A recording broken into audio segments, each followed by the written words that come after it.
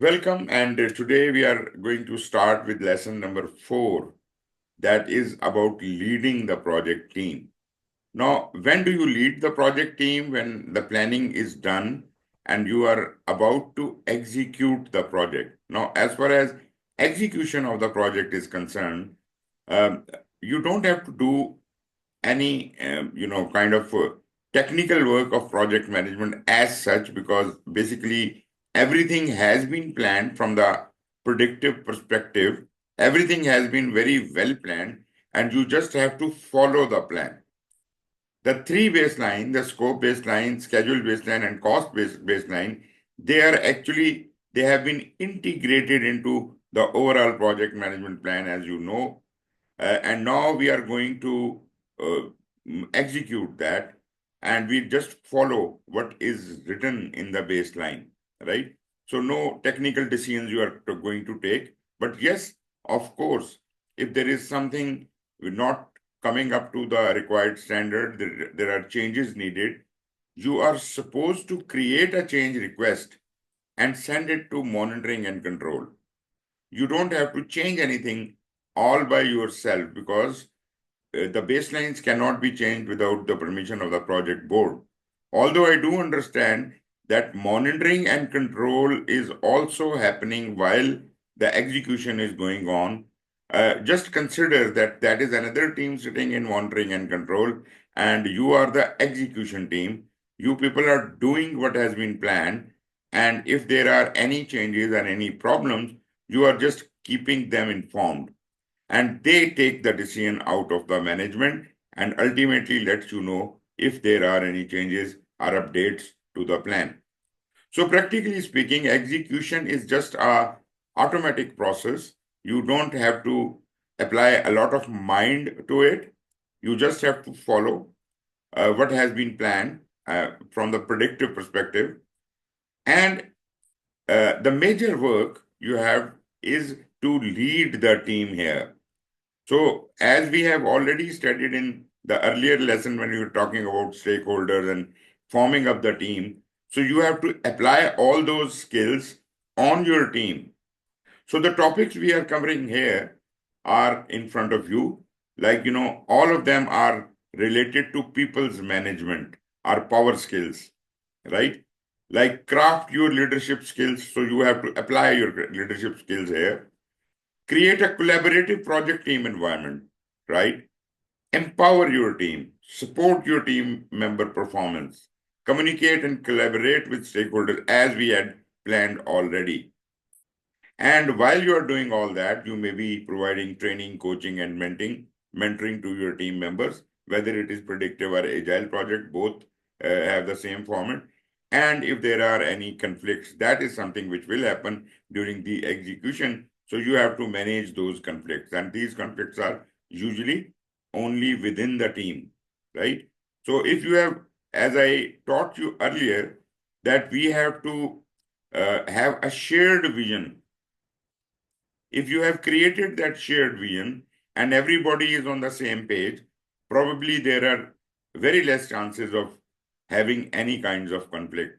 But yes, I do agree, when the team is working, there are supposed to be some conflict which will come up, and you as a project manager would be required to resolve them. So you see, there is no technical work as we were doing in planning. A lot many things have been planned and all.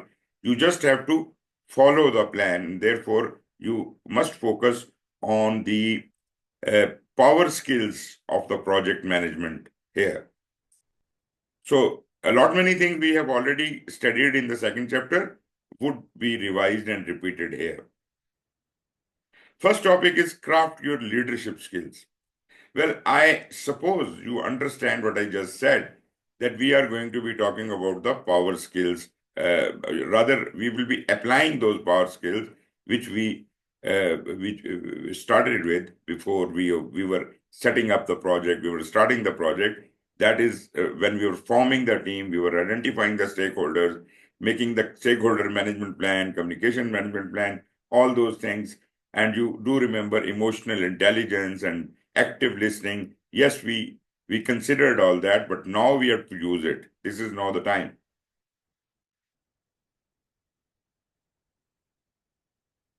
Guidelines for developing inclusive leadership competencies. Now, you remember all that we have already talked about. First of all, we did say earlier that you have to adopt your leadership style as we go, as we apply it on our project and your project team. You have to adopt according to the needs of your team. There is no one leadership style which is going to be used. You may be kind of shifting amongst those leadership styles. Sometimes you have to be more empathetic. Sometimes you have to be more you have to apply more emphasis and things like that. So I would leave it on to you whether you are doing a predictive project or an agile project. You have to understand that as a leader, you have to tailor your leadership approach and style as you go. Then, again, whether you are doing a predictive project or an agile project, empathy is a key. And we did discuss what is empathy. We did discuss what is active listening. So I would not like to go into the detail until and unless you need me to talk about it, right? So if at all you think you are not really getting what I'm saying, you can always ask me and I can explain with examples what this empathy means. But anyways, empathy in short is thinking while assuming yourself in the feet of the other person, in the shoes of the other person. So feel like that person, that is called empathy. So for your team, you have to exercise empathy and feel like them as if you understand. There is a difference between sympathy and empathy I had described earlier. Then understand the motivations and working styles. They do vary from situation to situation, from even the predictive project may have a different kind of motivation or working style. Agile can have different, or I can say even from project to project, there are motivations are different and working styles may be different. They may vary. So you have to understand the environment and accordingly, adjust yourself to it and your team as well. Maintain transparency and openness to build trust. I suppose this is very apparent that if we are, if we are not conniving, we are not hiding things from others, we we would be in a better position because everybody in the team would know what we are doing and why we are doing it, and we are not hiding things from people, not only from the team but even from the stakeholders. We should be completely transparent and open as much as possible. This will help us build the trust. And even when I talk about agile or adaptive project, that is the hallmark of a agile project. That becomes a mandatory condition that you have to be transparent and open.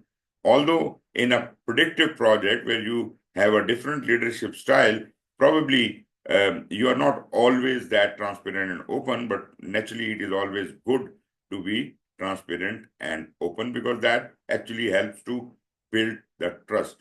And finally, as a leader, it is your responsibility as per the plan, the baselines, you have to make the external resources available and they must be included in the team. You see, whenever an external resource is to come on board, you have to deal and treat them like the part of the team. They should not be feel excluded. They must be included in that work. They are part of your team for maybe temporarily, but yes, they are. Okay. In the leadership skills, there are a lot many things we have already talked about, and naturally we don't need to repeat all of them, but naturally wherever required, we'll talk about these things. Communication, we have talked about. But naturally, when we were talking about the stakeholders and forming the team, we did talk about there must be a communication management plan. When who has to communicate with whom, how, when, all of that has been planned in our communication management plan. Stakeholder management plan, we have collected all the requirements, needs, and expectations of the stakeholders, and accordingly, whatever are their communication needs have been recorded and registered, and we are doing that. So that one skill is there. Conflict management, I have already talked about. Critical thinking. What is critical thinking? Um, Actually, critical thinking is something which is more logical in nature. That is not like creative thinking. Creative thinking and critical thinking are opposite to each other. Critical thinking is purely based on logic, whereas uh, creative thinking is used for brainstorming, thinking out of the box. It is not logical, it is more of a poetic dream. You could come up with anything, how stupid it is, but naturally there are benefits associated with with creative thinking. But at the same time, the first thing we need is the logic. So therefore, critical thinking is a asset to us. But at the same time, don't forget that creative thinking has its own role to play whenever required. Culture awareness. We have talked about the culture, organization culture, and all enterprise environmental factors. You understand that. So while you are working with your team, you must be completely aware about the cultural values of your organization, the ethics, and all. And naturally, that must be applied to the whole team. Decision making, again, you understand what are the different approaches to make the decision. We studied decision making in risk management. We studied decision making in a lot many other places, like right from the business case till the planning. So you have to exercise that decision making while we are doing actual work. Emotional intelligence, naturally, we did talk about empathy is a tool of emotional intelligence. Active listening is a tool of emotional intelligence. So emotional intelligence is being, in a way, is being an extrovert, like a person who is more social. And here, when we are talking about the team, you are going to be more social with your team, right? So emotional intelligence, all the tools and skills of emotional intelligence are to be applied here. And remember that emotional intelligence is like the logical intelligence. Logical intelligence, we call it the IQ, intelligence quotient. Here, for the emotional intelligence, we call it EQ, emotional quotient. So basically, emotional quotient is something which could be built upon. You can increase your emotional intelligence over time, but as far as the IQ is concerned, that is hereditary. It is genetic, and you are born with certain intelligence, right? And you cannot increase or decrease it a lot during your lifespan, right? But EQ is something which is more social in nature, and you can learn it, you can adopt it, you can increase your emotional intelligence, and that is exactly what is more required in any kind of project. IQ is good, but EQ is something which is indispensable. Ethical approach, that is code of ethics we talked about, and professional conduct. So you have to apply them as if there is a rule. People have a rule of to do the things. The code of ethics will guide them in an ethical manner and in the professional conduct. Expert judgment we talked about. This is the judgment of the project manager and his team, and they may seek advice from subject matter experts or the consultants and all of those. So you could make your expert decisions with help. Facilitation, that is naturally, as far as the team is concerned, you as a project manager are responsible to facilitate them. Naturally, in a servant leadership, that becomes a basic ingredient. But even if you are not exercising servant leadership, facilitation is one of your responsibilities, anyways. Meeting management is very important. We don't want to waste time in unending meetings. There must be some kind of a time frame in which the meeting should happen. There must be a mechanism to conduct the meeting. And we talked about the meeting management earlier as well. Now, negotiation is a skill which is slightly different from conflict management. Why?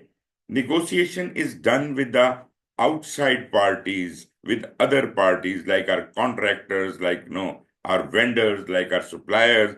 anybody with whom we have an understanding or a contract, right?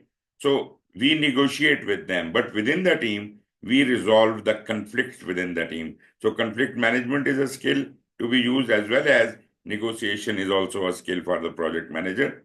Networking, you have to network not only within your team, but also outside of your team, like with all the stakeholders, right? You have identified all the stakeholders already, and naturally within the team, you have to do team building exercises all the time while you are actually getting the execution done. You actually have to keep building your team in the meanwhile. As far as interpersonal skills are concerned, and I talked about emotional intelligence, and I said active listening and empathy, these are associated with these terminologies, are usually associated with the emotional intelligence. Um, well, because if you are not a good listener, you can become a good listener by learning. So this is a more of a social skill. So active listening, uh, I think we have talked about that as well. Communication styles assessment. You see, here you can see a technique to identify the preferred communication method, format, and content for stakeholders for planned communication activities. When you analyzed the various stakeholders and collected their communication requirements, that is the time you selected the communication style. And naturally, that was done in the initial planning or startup of the project. But while you are executing the project, you may refine your communication skills because you will be assessing your communication style continuously. And as far as active listening is concerned, I don't think that I need to deliberate it further on it.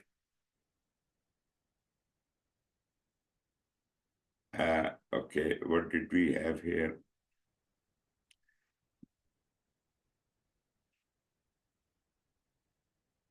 Then we had influencing. Naturally, as a leader, you have to influence your team. You have to motivate them. Nominal group technique we have already talked about when you have to make a decision amongst the team, or you have to kind of use their logical and creative skills.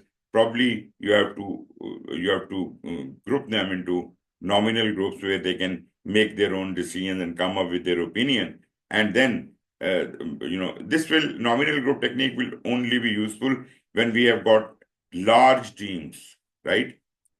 So we break down the large team into smaller groups, and they all are given separate topics to come up to you know come up with their opinions on that, and then we jointly create a kind of a decision at the project level.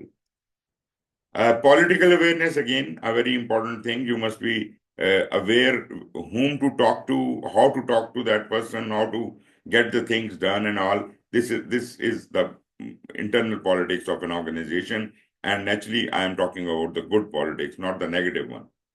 So yes, we have to respect the mechanism within the organization. And again, like I said, openness and all. So keep the things transparent. If you start hiding things from some of the people, then you will start losing trust. And within the team, probably you won't like to do that. You want everybody on board. Leadership styles, well, there is a lot written on leadership styles. There are a lot many things in leadership, but we are not going to go into a lot of detail, but just some of the basic styles of leadership are listed here, and you might already be aware about them. Like there could be a direct leadership, which is a conventional hierarchical approach.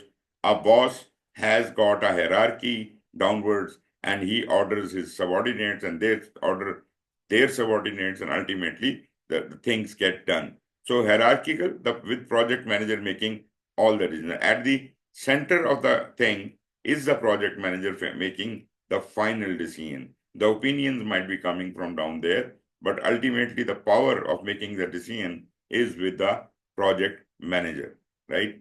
This is our most commonly used method, and that is called direct leadership. Well, you may have other names for it, like autocratic leadership, things like that. But yes, this is what it is: hierarchical, and project manager is the authority, ultimate authority.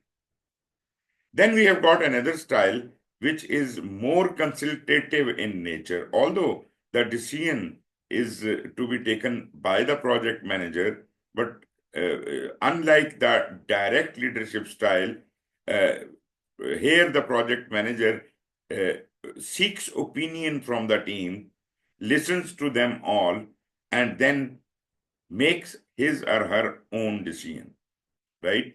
Naturally, after having consulting with them, that will kind of consider their opinions while making the decision. But naturally, this is ultimate decision is going to be what the project manager says. This is a consultative approach. This is better than the direct approach because people are involved and engaged.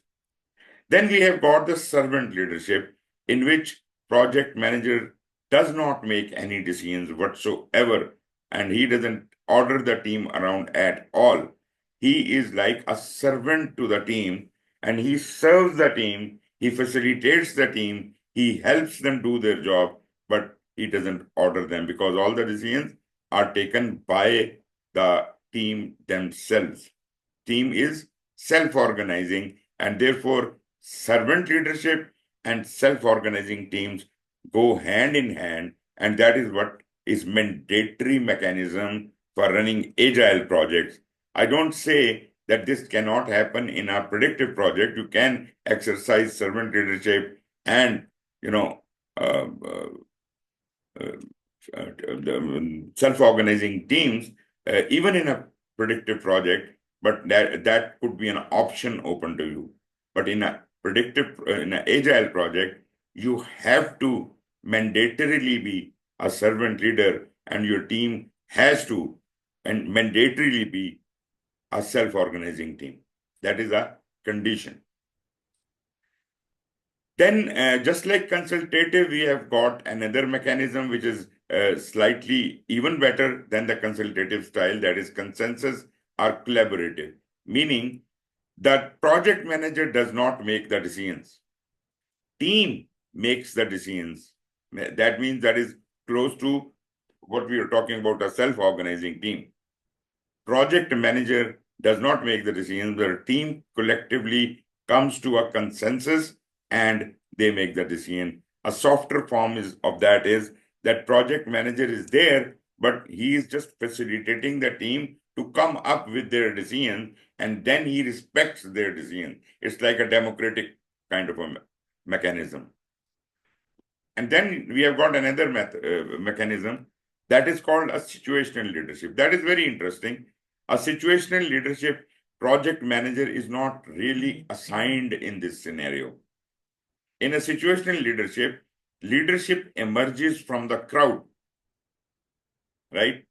So this is at the spur of the moment. You are in a situation, you see an accident happening on the road, and you suddenly mobilize yourself and start taking certain actions to rescue the people and all. You see, you are doing that, not everyone else. See, this is called a situational leadership, that without being assigned that duty, you take on that responsibility, whether you feel very strongly about it, you feel qualified to do it. So situational leadership is nobody nominates you to do that job, but you automatically take on that responsibility. And in a way, I would say, when we are talking about self-organizing teams, this we also exercise this situational leadership.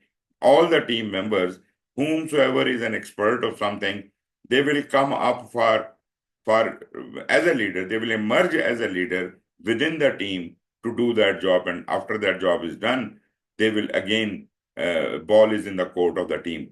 So yes, situational leadership can be exercised and is exercised even in agile scenarios. But anyway, all of these methods apply to all kinds of circumstances, not only to the predictive or agile, but even to management scenarios within the organization. So good so far? Yes. If you have anything to comment on, because I am speaking for the last half an hour, if at all everything is okay, you can give me a okay signal and we can go ahead. Good.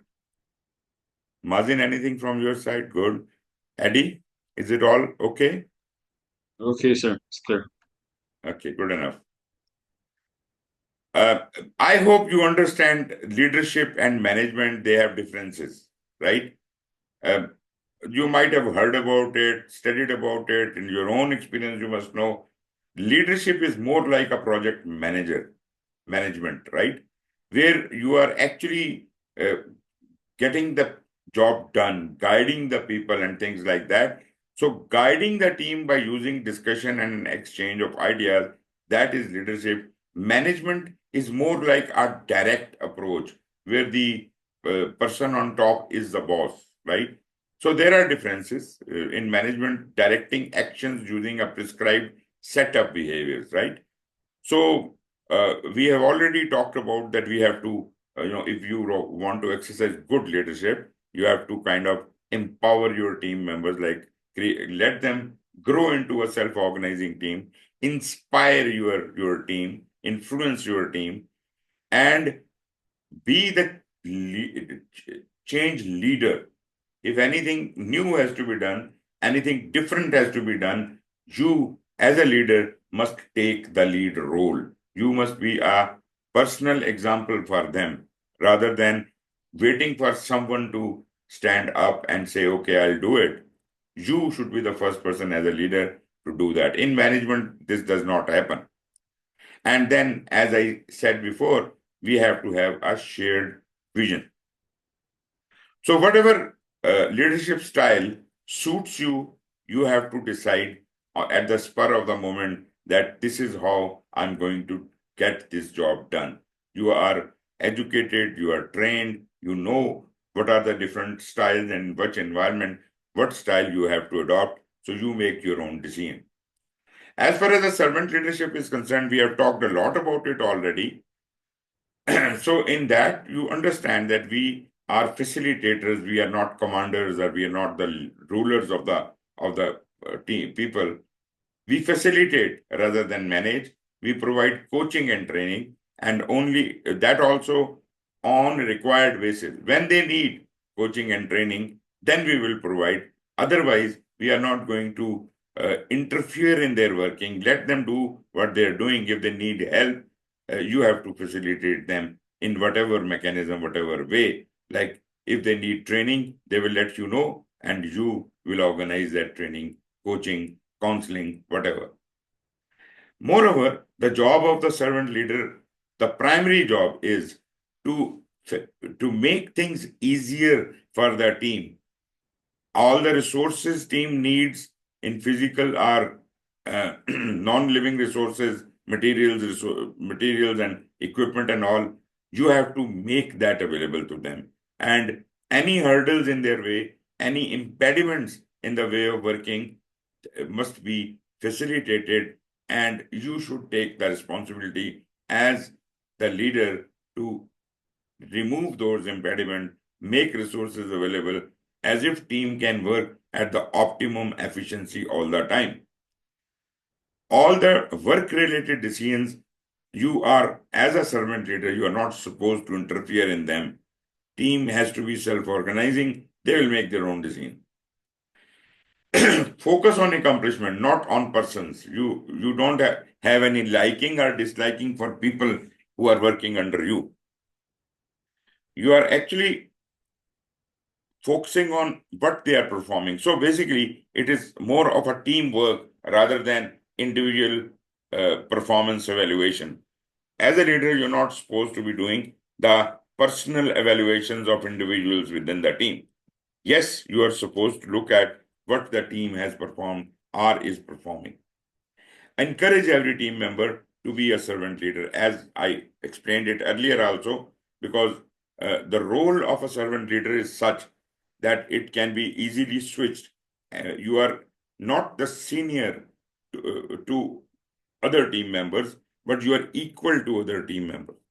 So it is very much possible that today you are leading them as a servant leader, and tomorrow someone else is leading them from the same team. So everyone has to be trained in the skill of being a servant leader. All the team members have to be provided this kind of training.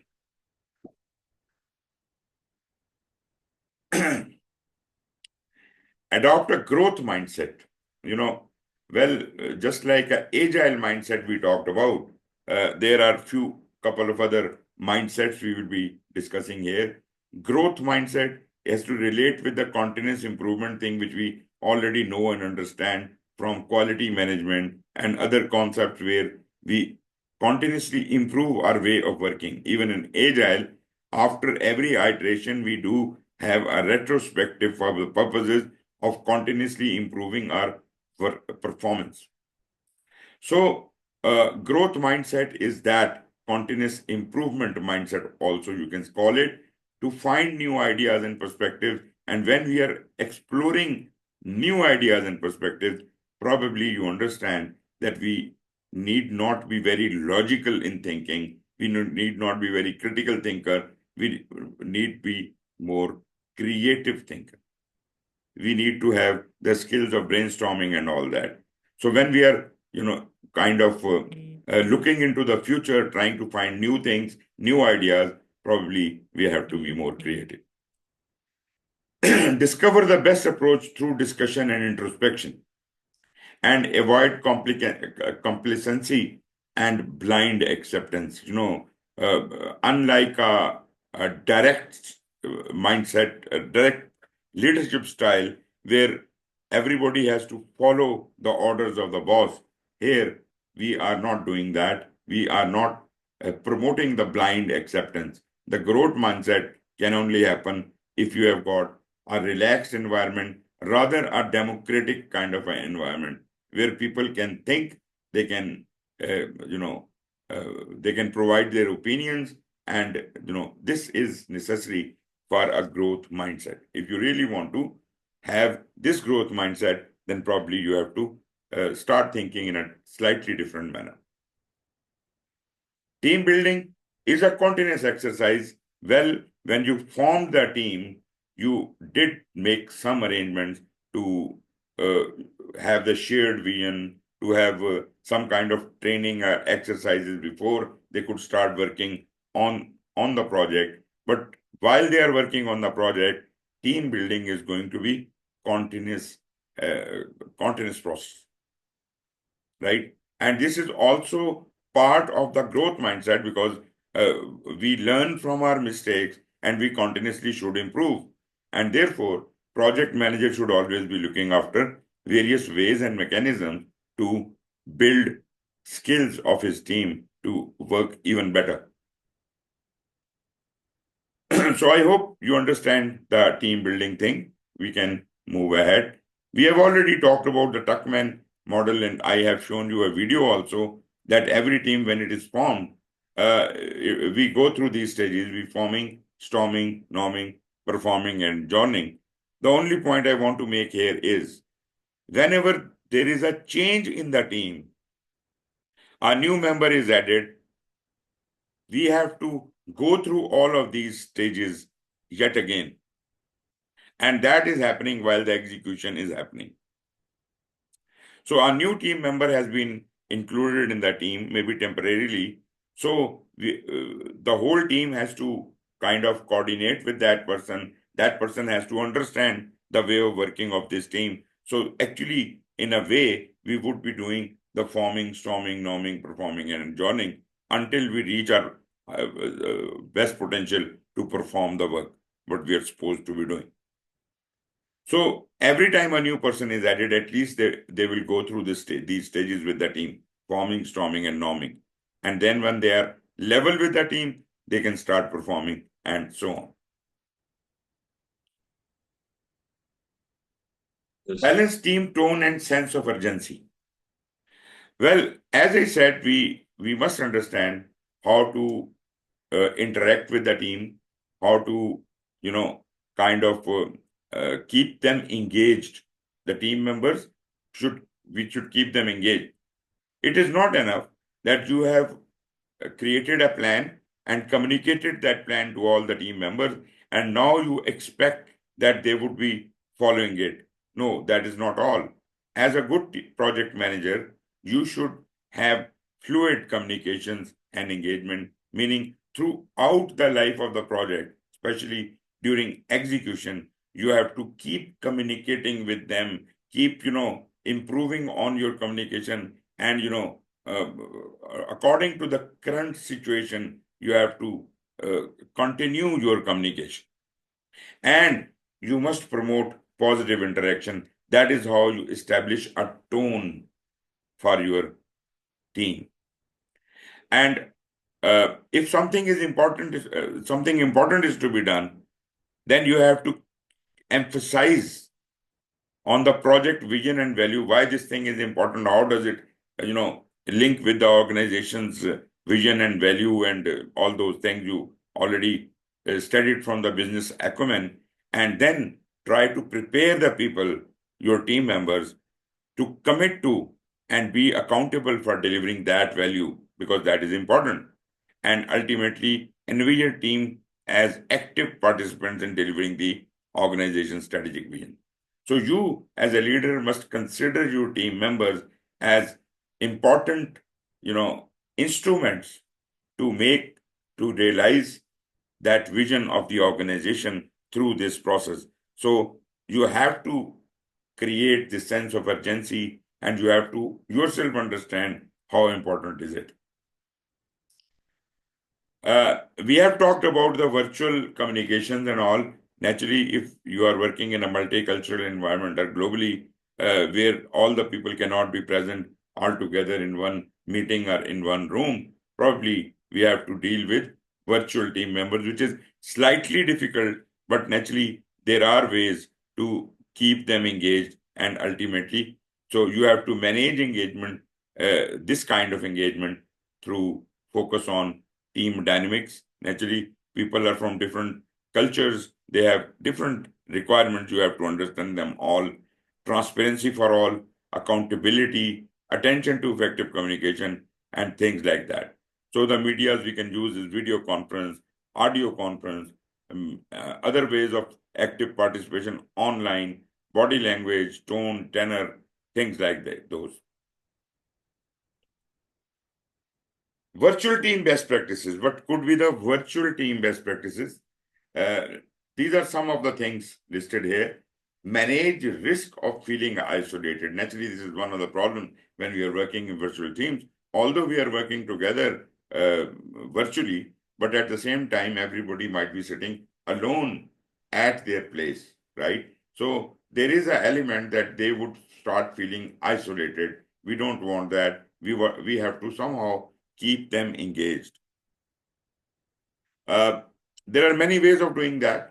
Maybe you could have all the meetings on online, but sometimes you must provide an opportunity for all the members to get together physically at one place, as if they can really have a feel that they are not alone. They're not talking to just pictures or videos. They are talking to the real human beings. So you could take a lot many simple kind of measures like that. Focus on shared commitments and team goals versus individual accomplishments. Again, I said it is a teamwork, it is not an individual work. So we are no more going to focus on the individual performance. That does not matter to us. What matters to us is a team performance. Right? If something good has been done, whole team has to be appreciated. If something bad is done, whole team has to be, getting the blame for that. Right? Not the individual. That is not your job, not your job. Let the team decide who is working and who is not working properly, and let them leave the decision to them. How do they deal with that person? But as a leader, you should not really be concerned about it, and that is specifically when we are talking about agile environment where we are servant leaders and teams are self-organizing. Instill a sense of shared commitment. When it is a team, naturally, they will have a sense of shared commitment when they know that blame is not being shifted to any one person, or the accomplishment appreciation is not only for one odd person. So they have kind of a shared commitment. They all contribute towards the work and for whatever the appreciation comes. Some questions for you. Which of the following statement must reflect the approach of servant leadership? The options are: lead by supporting the team needs, lead by assigning the team members tasks, lead by micromanaging the team, lead by facilitating the team reviews. What do you think? A, sir. A. Obviously, A is the best option. When leading a project team, what is the best leadership style to use? Totalitarian, servant, democratic, are most fitting for the team? Be very careful in your choice. D. Well, okay, that could be ideal, but as we said, you have to tailor your style according to the need of the project. Remember that. You have to tailor your leadership style. So therefore, it would be most fitting for the team, whichever is.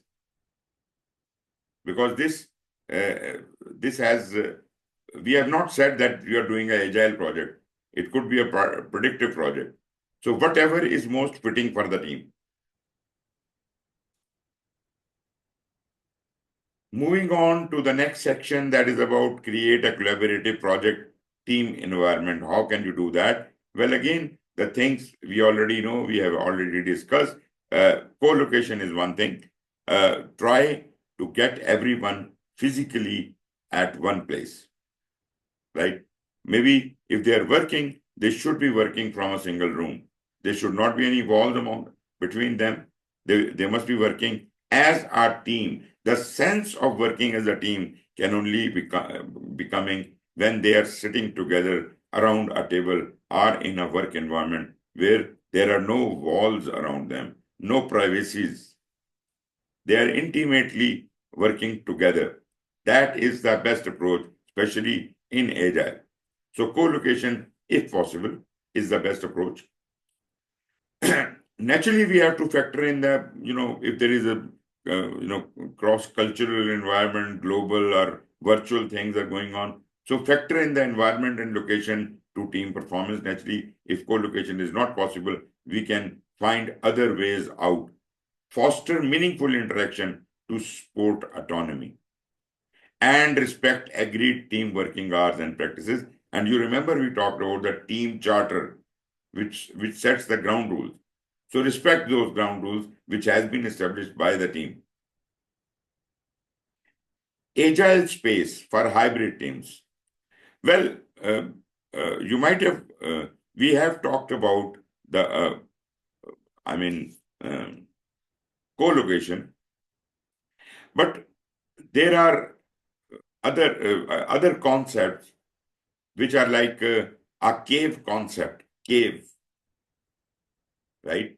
So when your team is working in an agile way, but there is a lot of noise there, everybody is talking to each other, maybe one of the team members have to kind of think peacefully, and they don't want to be disturbed for certain portion of time. Although they are working in a co-located environment, so they need peace for some time. So you provide peaceful spaces within the co-location. Like the big hall you have allocated the team to work in, they may have some attached rooms which are soundproof, which are silent, where this person can go and can think, concentrate, and when that person is done with that thinking process, that can come back and join the people in the hall in the co-located space. So these spaces, team spaces, which we all also call cave, these caves could be there in your co-location. So this is good to have these team spaces, and it encourages, you are still working in co-location, you are doing collaboration, communication, transparency, visibility, but ensure provide private spaces for those who need to work in solitude or think in solitude. Or maybe somebody needs to go and relax for some time, maybe get a little nap. So they can go there into the cave, into that team space, and they can relax there. I hope you understand the concept of agile spaces.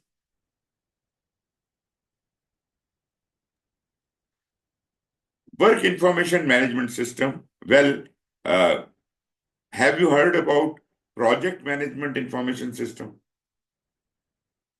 First time. First time. Have you heard about MIS, Management Information System? No, sir. In normal operations, in normal organization, they do have a management information system. When we talk about an information system, it is usually an automated computer system, some computer application, which kind of controls all the data and all, and provides you the access to those things. Maybe, we have got organizational, what do they call it, workflow. Workflows can be controlled through that or things like that. But that is something at the organizational level. Our management information system can facilitate the working of the whole organization. But for running projects, we may have a variation of the MIS, and that means we could have only for the purposes of project management a mechanism which is specific to project management, which helps us create schedule, which helps us record and communicate lot many artifacts which are used in project management. This kind of automated software could be called a PMIS. In a way, you can call MS Project or Primavera as those kind of tools, but especially when they're we could work on them on an enterprise environment. We can share them across the platforms. All the team members can can work on the same chart, like interactive kind of a thing, so they would know everything which is current on the project. So gather, integrate, and share project data. Ensure consistency in collection and reporting. So only if it is an information system and all the participants can access that information system, so they will always access the current data. The data will be consistent. This could be properly, whenever you need, you will be provided the current scenario, the reports, and things like that. Well, coming back to the concept of work information management system, this is not a project concept. This has been inherited from the organizational management information system, where they have got how the information about the work is being managed by the organization. If there is a MIS or a work information management system in vogue in your organization, that could be inherited as a principle within your PMIS. Then we can also have a kind of a repository where all the files could be stored, where all the artifacts you have created, documents you have created, they could also be stored in electronic format. That could be called a artifact management system, where you can store and maintain your project artifacts. It could be, in today's world, it could be a cloud, like SharePoint, maybe Microsoft Teams, or Google Drive, OneDrive, whatever. So these platforms can be used for these purposes. Things have become much easier with introduction of automated tools nowadays. What is the importance of these artifacts? Artifacts enable reconstruction of the history, like the configuration management. What was the plan earlier? What is it now? What are the various versions we have evolved through? That is exactly important, to look at the history of the project and to see how we got where we are. Project teams create and maintain many artifacts during the life of the project, and all of them should be properly, configuration management should be done on them. The version controlling could be done. We should know what was the process through which we come to the final shape of this artifact. So a historical record must be available online. Information storage and distribution. Well, you could have done that in an electronic format or in a conventional filing system. Even it was a filing system. Like, in a storeroom, all the files are being kept. There must have been some mechanism how to store the file for easy access purposes. Who can access those files? Similarly, when we bring this thing on kind of an automated tool, then naturally all those responsibilities of data management and access to files and all can be granted through that application. In Agile, we use the concept of information radiators. So these are various informations available about the current status of the project, and they are, rather than putting those things in form of very lengthy documentation, we put this information on the wall of the co-located room or virtual room. So these things are electronically available all the time, and there is a environment of complete transparency and openness, because not only the team members, but even all the stakeholders can look at it whenever they feel like. So there is nothing to be hidden. Everything we are doing, right or wrong, that is transparently available to everyone. They know what we are doing. So there is no sense of somebody is fleecing you or something. Whatever the artifact you are using, whether it is an information radiator, it is a physical document, the formats, etc., must be predefined for the consistency purposes, naturally.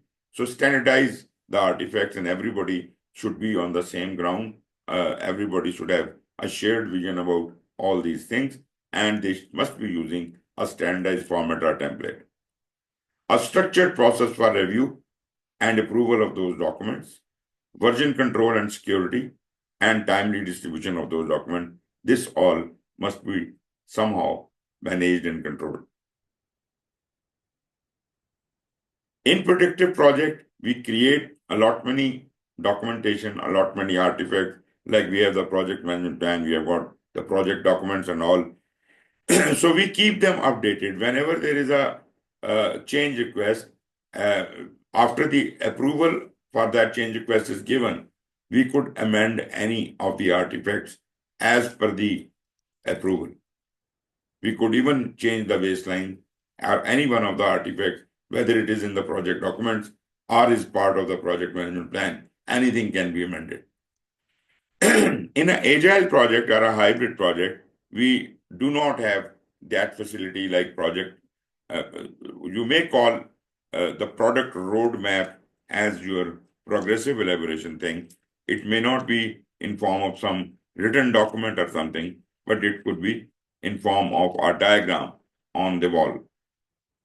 So we have got task boards, we have got other information radiators, we could have experiments, we could have a product backlog, print backlog. All of these things are your artifacts.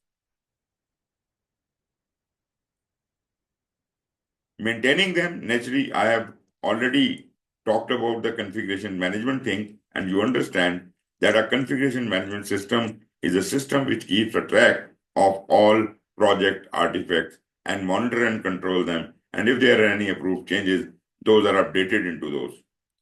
So those files are always kept current with a historical record. If you want to see a previous version of that file, that could also be available, and you can compare it with your current version. So configuration management takes on the responsibility to keep the historical record of all the artifacts.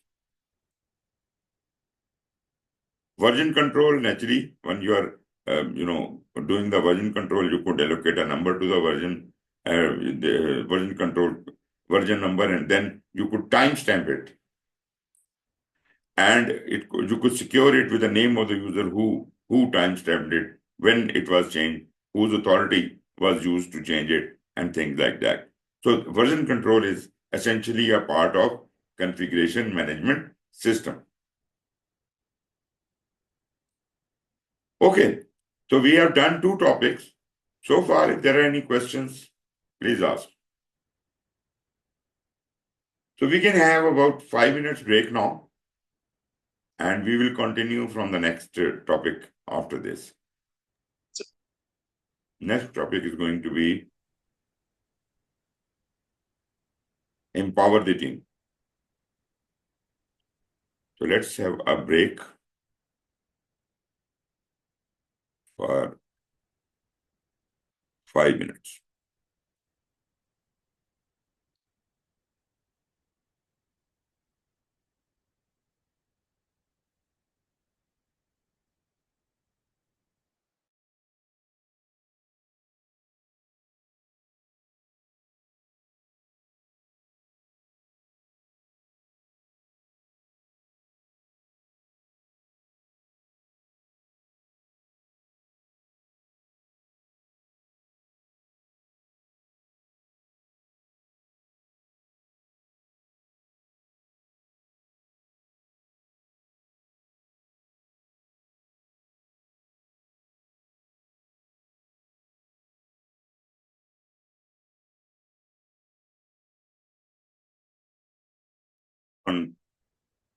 Wonderful, wonderful.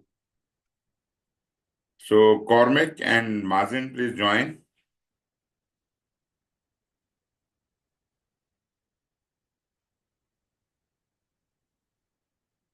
Okay. So next topic is about empowering the team. Naturally, we understand how important this is, empowering the team. It says after years of analyzing interviews and data from more than 100 teams, Google researchers found that the drivers of effective team performance are the group's average level of emotional intelligence and a high degree of communication between members. So it's all about emotional intelligence and communication. The connectivity amongst the team members empowers them. They get, encouraged by the reaction and relationship of their team members. Empowerment, unity, and autonomy. I don't need to explain these things. Um, if you might have observed, when you delegate responsibility to someone, that person starts becoming more responsible. They start considering themselves uh, kind of responsible for that job, and they take on that responsibility. Then, as a team must be a cohesive whole. They must all be jointly making their decisions and collectively thinking. So there must be unity and autonomy in the team. Goal is that team recognizes their power and influence. First of all, you have empowered them. Then they are able to appreciate this delegation. As an empowered, cohesive unit, they depend on each other for making decisions and to solve problems to deliver desired value quickly. That is the environment we want to create. Then naturally, this is very important that we have to support diversity, equity, and inclusion. There should not be anyone considered a minority, right? If in your country you're working with a multicultural environment, so people from everywhere must be included in your group which is working. It not should not be all males or all females, and you should even encourage giving importance to people who are kind of handicapped or maybe from a different race. So all the team members should not be from the same race. Naturally, the decision is yours. How do you decide that? But anyways, you have to support diversity, equity, and inclusion. another very important thing is make it psychologically safe environment while you embrace diversity. Somebody should not be kind of snubbing others, right? So everybody on the team, they must consider themselves at the same and equal level, and nobody is superior to others. Embrace diversity. These, build trust and mutual respect, ensure ethical decision making. Do not try to kind of makes any of the members of the team to be threatened or not psychologically safe. Everybody should feel confident, because if they feel confident, they will air their opinion, they will participate more actively on it. Then we have got motivational theories. If you know about these motivational theories, I'll not go into the detail of them. Have you heard about Maslow's theory, Herzberg's motivation theory, McGregor, McClelland? Tell me if you already know them, I'll skip it. I know Maslow's hierarchy of needs. What's Hmm. Herzberg's motivation hygiene theory? Hmm. I'm not too sure of the other one. If there's a next slide that just gives a quick explanation, then I can read it quickly and we can move on. Okay, okay. Okay, let us look at the Maslow's hierarchy theory. This is how it is divided. I think everybody understands. If you don't Uh-huh. understand, Eddie Mazen, please tell me if I need to explain it. I can explain it, no problem. But if at all you already know it, I'm not going to waste any time on it. I've For seen me, it is clear and I know it. Eddie, what about you? I've seen it before, sir. Very good, very good. What about the Herzberg motivational theory? Have you seen it? Do you know about it? It is also called a two-factor theory. It is actually coming out of the Maslow's hierarchy of needs. That is an improvement on that. You see, in the Maslow's hierarchy of need, the basic needs like the psychological safety and belonging, they could be treated as the hygiene factors, like the work environment, the salary. These are the things. If they are not provided to your employees, they don't get motivated to work at all, right? No matter if you are, and okay, they get demotivated. If hygiene factors are not fulfilled, they feel demotivated. But do you think if the hygiene factors are provided, still they will be performing outstandingly? Not necessarily. Not necessarily. But to make them perform outstandingly, we have to provide them certain motivators like engagement, recognition, advancement, or many other things like that. Those are considered as motivators and they are directly contributing to their outstanding performance. So, although this is originating from the Maslow hierarchy need, but this is a refinement on that, and they have actually separated into two-factor theory, hygiene factors and motivators. Then we have got theory X and theory Y. Now, what is that? McGregor came up with this theory. He says that there are people, there are teams, there are projects in which a total authoritarian mechanism is more suited, right? One person orders and every other person, all the team members, they just obey the orders. This is more like an environment which is from the maybe the pyramids time of pyramids of Egypt. From that time when we used to get the work done from the slaves, or maybe how the armies work, maybe like the prisoners of wars, how are they managed, or labor, how they are managed in certain projects. So these are, this theory applies there where people generally don't like what they are doing. They somehow want to dodge it off. They want to avoid the work, and they don't want to take on any responsibility. And people need to be directed for everything. They don't use their mind. They do not use their skills. They just want. They just obey the orders. That's about all. And they are on a watch out to kind of skip something or not give their best, right? So this is theory X that I don't say that doesn't apply today. That does apply in some environment, but at the same time, McGregor came up with a 180-degree opposite theory Y, which is more participative in nature, and that actually is a reverse of theory X. It says people want to be active. They like to work. They want to work. Then workers seek job satisfaction. They don't avoid responsibility. They want to embrace responsibility because that gives them more satisfaction. They do not require any direction. They just want that they should be able to make their own decisions all the time. They don't want to be directed.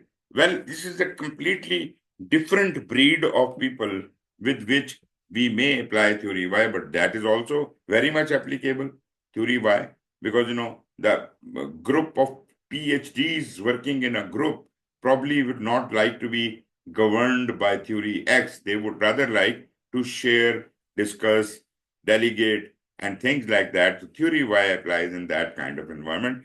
Basically, these are two extremes we are discussing here. One is authoritarian, other is participative. This is McGregor's theory. Then we have got McClelland's achievement motivation theory.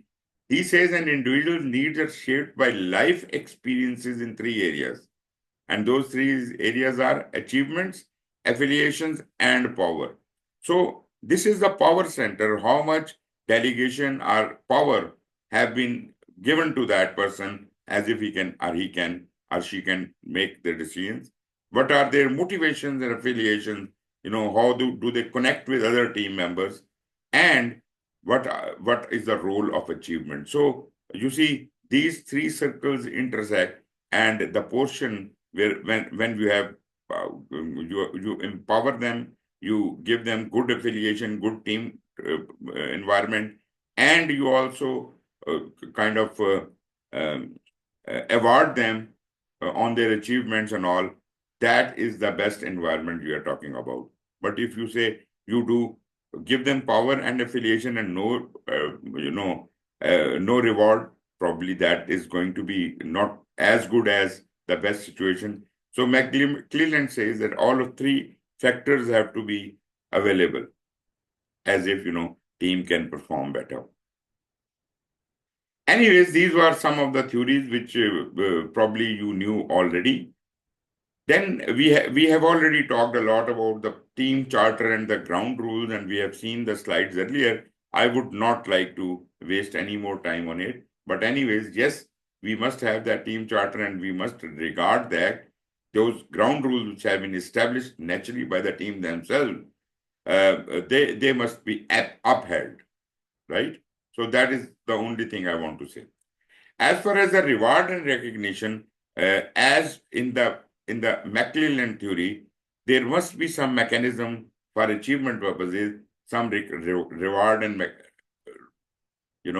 reward and recognition system. But there is a difference between reward and recognition. I hope you understand what is the difference.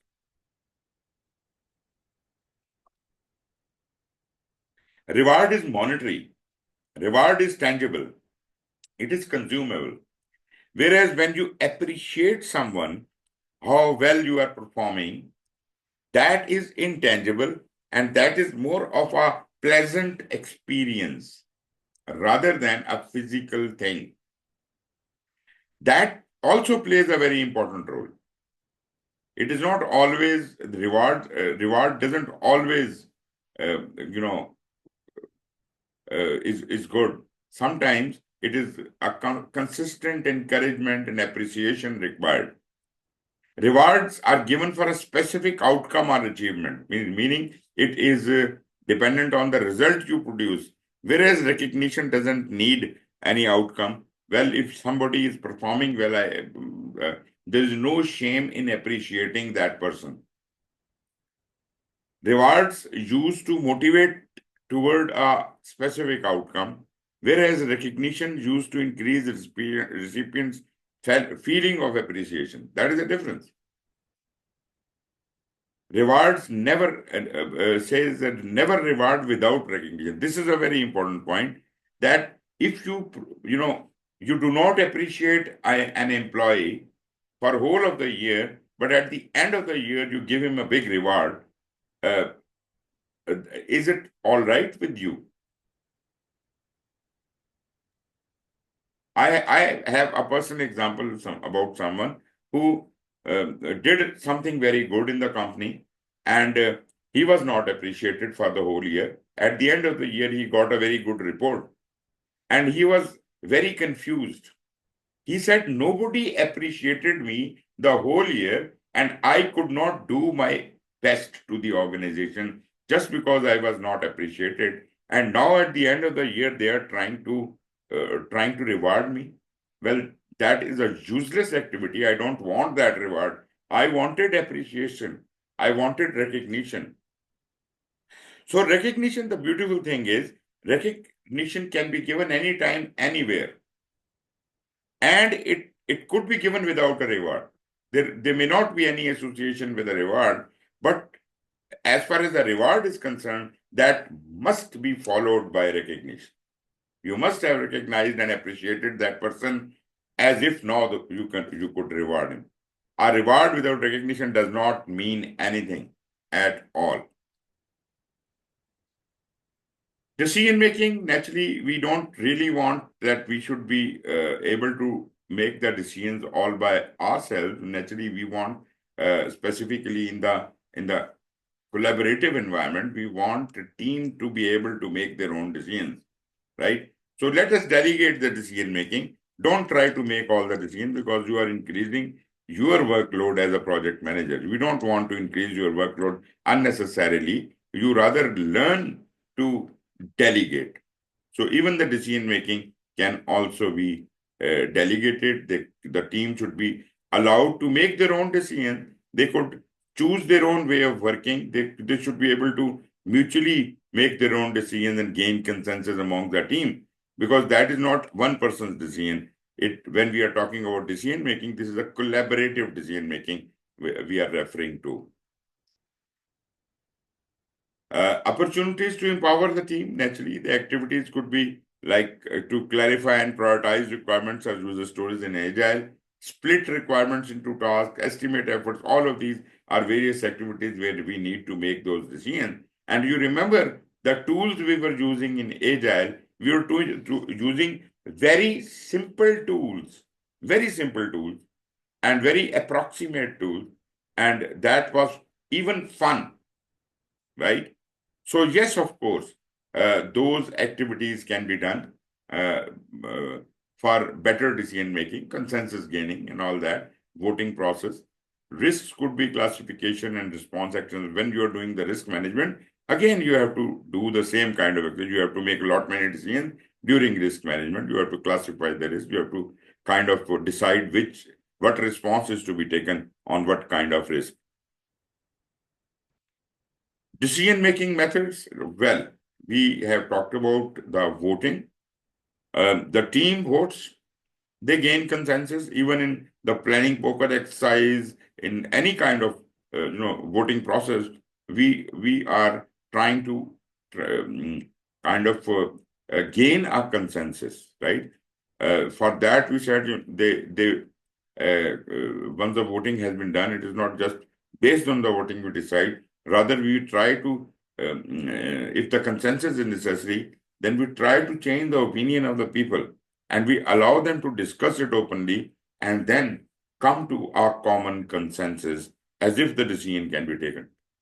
There could be multi-criteria decision analysis in which everything is not equal. You don't take a simple average. If probably things cannot be gained a consensus in a voting, I would rather go for a multi-criteria decision analysis where we have got different weightages for different things, and rather than taking a straight average, we would take a weighted average. That is a multi-criteria decision analysis. And naturally, you understand autocratic decision making is decision by one person, whether logical or not, whether rational or not, but only in autocratic decision making, the leader makes their own decision, which is not preferred, Okay, what are the various voting techniques? Unanimity, majority, and plurality.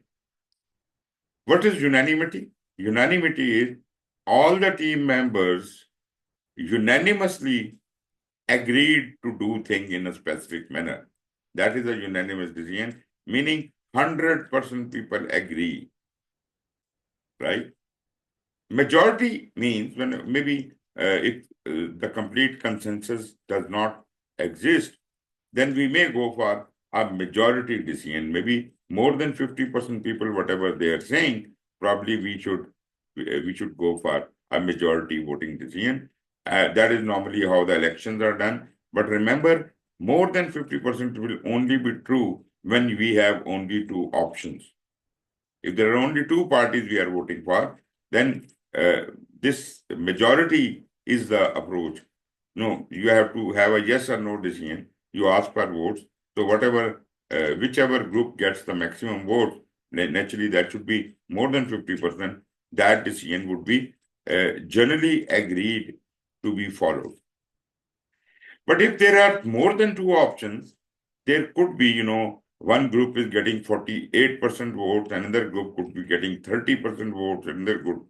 So they could have different percentages, but none of those is more than 50. Then in plurality means that whomsoever gets the maximum number of votes, no matter what the count is, but they have got the highest number, that we will honor their opinion.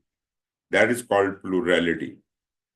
Then for voting methods, we have got various techniques, like how could you get the vote? Maybe you can ask the people who agree with this, please raise hands. That could be one way. Or there is a mechanism of fist of five, right? What is fist of five? Have you heard about it? Fist of five is this. This is, I could say this. I could say this, 3, 4, 5, right? Or I could close my hand. I could say no opinion, right? Then an opinion from 1 to 5. If I raise, show all the 5 fingers, that means I support it fully, right? That means I support it not fully, but okay. And if this is the answer, I have no opinion. So opinion from 1 to 5, and if I want to reserve my opinion, I have fist. So fist of 5 is the solution, is the way of voting. Planning poker is also a way of voting. Dot voting is also a voting mechanism where you are given certain dots to allocate, and you can vote with as many dots as you want. Maybe there are 10 people in my team and I give 10 dots to everyone. They could be sticker dots, and then there are 3 things written on the board and they have to vote for it. I say everybody has got 10 dots. You can place any number of dots which are available with you in front of the decision point. So maybe, you vote seven points to opinion, another person vote 3 points to that, another person vote 4 points to that. So we'll sum up all the votes for that, and whichever gets the maximum vote, that wins. That is called dot voting. Do you have any idea what is a Roman voting? It's like agree or disagree, only 2 options by using your hand. So thumbs up, thumbs down. And there is a third option, there's no opinion.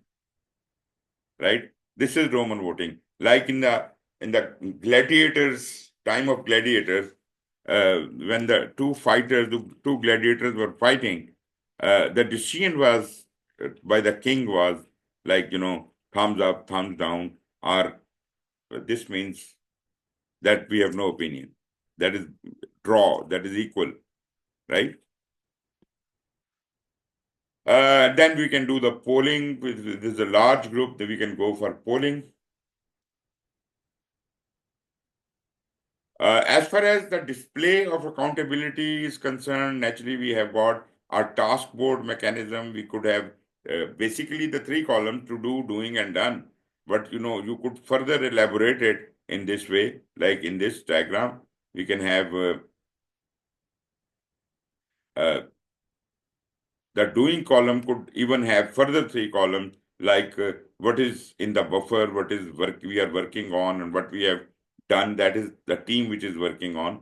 And then those people who will have to review it, and when they have done the review, that is after we have handed it over to the done column. The people who are working on that, they have done it, and now somebody is reviewing it. The review has also to be done, right?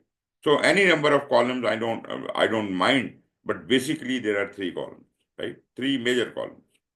You can have subdivisions in that. We have talked about Kanban board, we have talked about the normal task board, and we have already talked a lot about all these things. Okay, a little questions here. Which of the following is the best example of a recognition?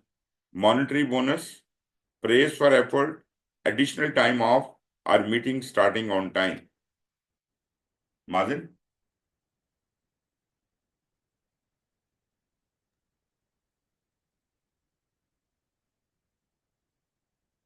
I think A or B, but I'll prefer Recognition. B.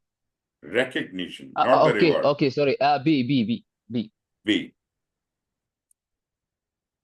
In a multi-phase project, when are assumptions validated and risks analyzed? At the end of the project, at the beginning of each phase, at the end of each phase, as specified in the project governance document.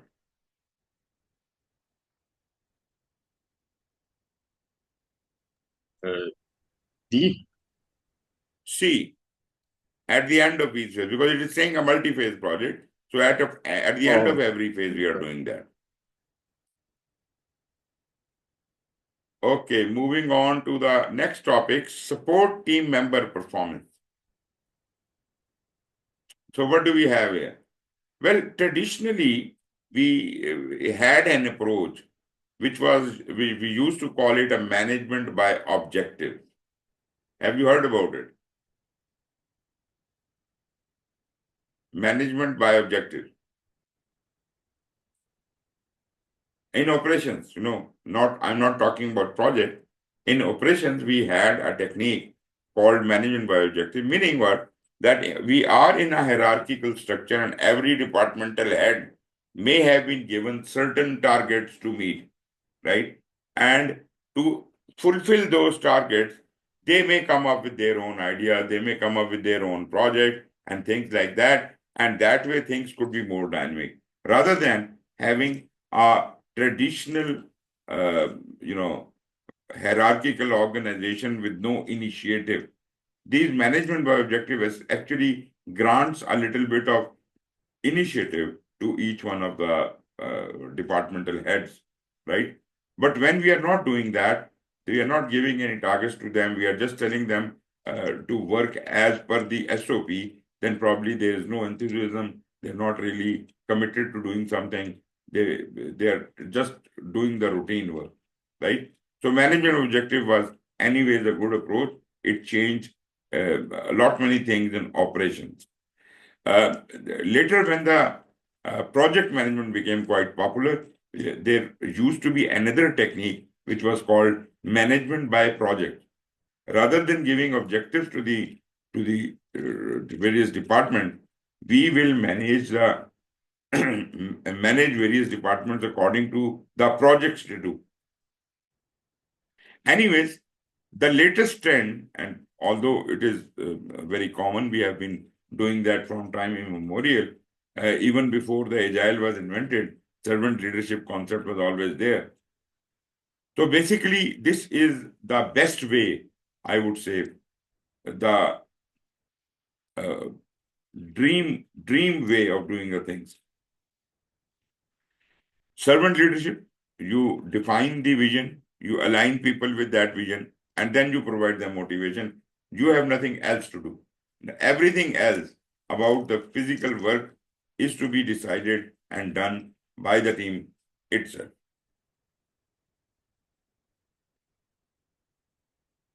Okay, assessing the team member performance. Well, as you understand, in predictive, there is the focus on the team member individuals. So team member performance, we do the formal and informal assessment methods are used. We conduct the assessment when team members join and then monitor their progress. So we are focused on individuals. In Agile, we don't. In a self-organizing setup, in an Agile team, we just make them, we must provide them a psychologically safe environment. We facilitate them and let them make their own decisions, right? We do not penalize anyone based on their personal performance. Our focus is on the team rather than the individual. So, as I said, if they did well, the team did well. If they did not do well, it was team which has to be assessed for that, not any individual. So that is, I think, a more robust approach. But naturally, you could have different settings in which you are doing work, and maybe this self-organizing teams is not really suitable to you. So yes, you may have an option. But if you have decided to work in an agile environment, these things are mandatory. Performance assessment task. Maybe when you are trying to assess the performance of a member or a team, probably you should say that, okay, your performance right now is this, and previously you had this performance, and I'm comparing them, and I see that there is an improvement, or I see that there is a decline. So based on that, you could clarify to them their roles and responsibilities, deliver positive as well as negative feedback, discover unknown and unresolved issues, if any, create and monitor individual training plans, and establish future goals. I think all of this dialogue is written more from the perspective of a predictive project, not from a self-organizing team.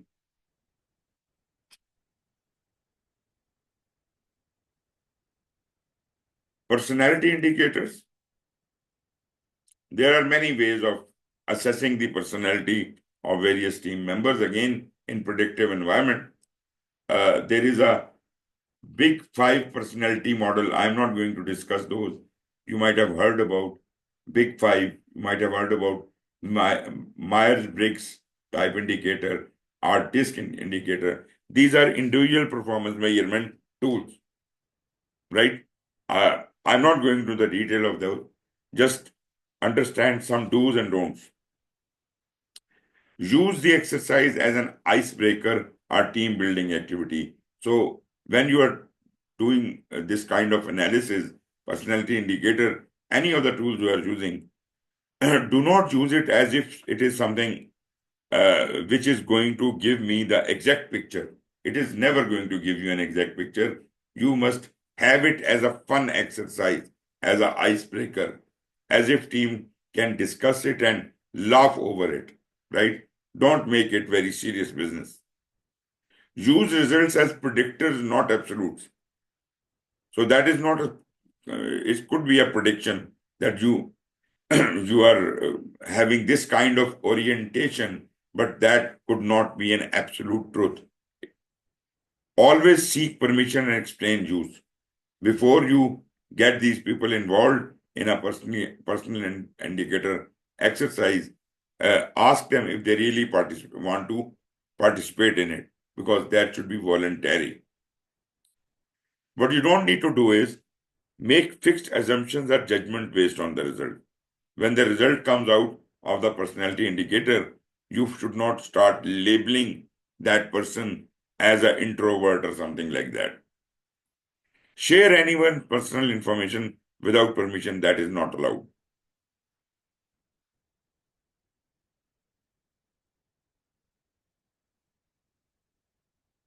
Use personality research to coach team members. Naturally, based on the result of whatever you have done, you could kind of provide counseling or support to the people as if they can improve themselves, right? Personality can affect what role you have within the team, how you interact with the rest of the team, whether your values align with the team. So if you are already, you have got a cohesive team, an agile team, a self-organizing team, you don't have any of these problems. You're already doing that. So psychological team roles could be result-oriented, relationship-focused, could be innovative and disruptive thinkers, process and rule followers, and pragmatic people. You must assess what kind of people they are. And maybe you could have a training program by which you want to make them more pragmatic in nature or something like that. Coming to emotional intelligence, I said there are a lot many things discussed under the emotional intelligence. One is self-awareness, emotional self-awareness, then self-regulation, motivation, empathy, and social skills. These are the 5 components of emotional intelligence. Let us look at this diagram. This gives you a better view. This is the journey of how you can become more, emotionally intelligent. Start by recognizing yourself. What is, if you want to, you have a curiosity about how emotionally intelligent you are. So that is called self-awareness. At the self level, you try to recognize emotional self-awareness, accurate self-assessment, and self-confidence. Naturally, going through this process gives you a self-confidence. But this is not about the team. This is about you only. Now, once you are now a self-aware person about your emotional state, now is the time you should try to improve upon it, regulate it. And for regulator, it says self-management. You could exercise better self-control. You could be more transparent, more adaptable. You might drive to achieve certain initiative. So you could, by using these tools, you could improve from self-awareness to self-management, because earlier you recognized that this is what I have, and now you are trying to improve upon that. But again, this is about yourself. This is not about a team. So at the social level or at the team level, you should have a social awareness. Like, you should be able to exercise empathy, organizational awareness, and how much oriented you are to the services. And how to regulate your social connection, that is called relationship management. It could come through inspirational leadership by developing others, training, influencing, change catalyst, conflict management, building bonds, and teamwork and collaboration, all of these things. Now, journey from self-awareness could be to self-management and then to relationship management, or you could take the other path. When you become self-aware, you become socially aware, and then you go to the relationship management. Either of these paths will get you to the relationship management, and that is where you can exercise all the skills of, emotional intelligence.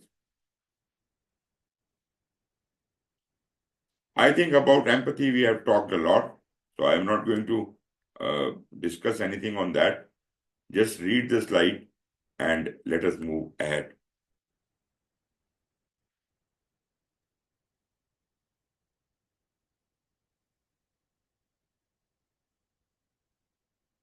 Done?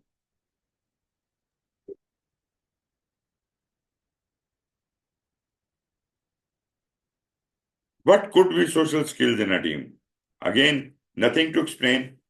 High-performing teams normally display good communication. They build bonds among themselves. They collaborate and cooperate. They are catalysts for change. They manage their own conflicts all by themselves. They have got, they influence each other, and they exercise leadership amongst and within the team. So these are the social skills any team could have. What are the motivational elements? Now, this is interesting. Just like we discussed earlier, we have to set the ground and leave the execution part to the team itself. We can provide, as a leader, I can provide the drive, I can provide the commitment, I can provide the initiative and the optimism. Rest, team has to exercise all by itself. So when I am providing the drive, I am trying to set tough goals for them. They must strive for their success. They must discover how to upskill and minimize uncertainty. Second stage is commitment. Make decision based on team core principles. Realize benefits of holistic participation. Sacrifice to fulfill company goal. Search for opportunities. So I am actually trying to build a commitment among my team, a devotion by the team. First, I told them what you have to achieve. And then I am telling them how are they going to commit themselves to this target. And then I provide them the initiative. They must work hard towards that goal, inspire others through extraordinary feats, and seize all the opportunities. And then once I have provided them all, then I should be exercising optimism. Hope to succeed because I have done all what I can do. Now I could count on them to perform and succeed. So hope to succeed, don't fear failure. Now this is important. Yes, when we get into an initiative, we are aiming at the success. But if you fail, what will you do? Will you start crying? No, we are not crybabies. We do not want to fail, but when we fail, then we do not fear the failure. We try again until we succeed. That is the optimism. Perceive reversals as under your control. You should take control of the whole show. You should be on top of it. Work toward goals regardless of barriers. If there are barriers, they can be removed. There is no problem.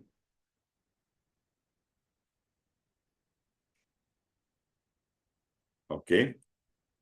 A problem occurs during the project execution. It is not a big problem, but it does bother some of the stakeholders. The project manager requests that it be added to the issue log. What would be the reason for this? Now be very careful of the situation and then read the answers. Options are: the issue log serves as a place to document problems that occur and to track their resolution. Issue log will be reviewed by the risk team and its next meeting to develop a contingency plan. The issue log will be submitted to the change control board for change approval.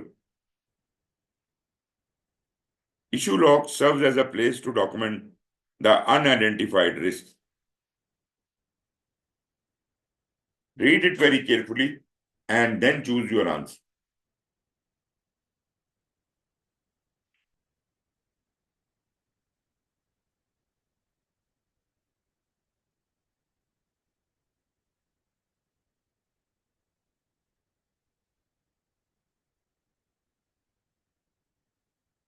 Eddie, what is your opinion?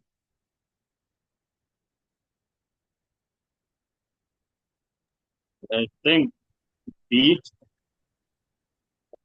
You mean Bravo? Yes, sir. Okay.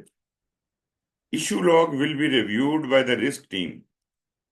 Tell me why issue log should be reviewed by the risk team.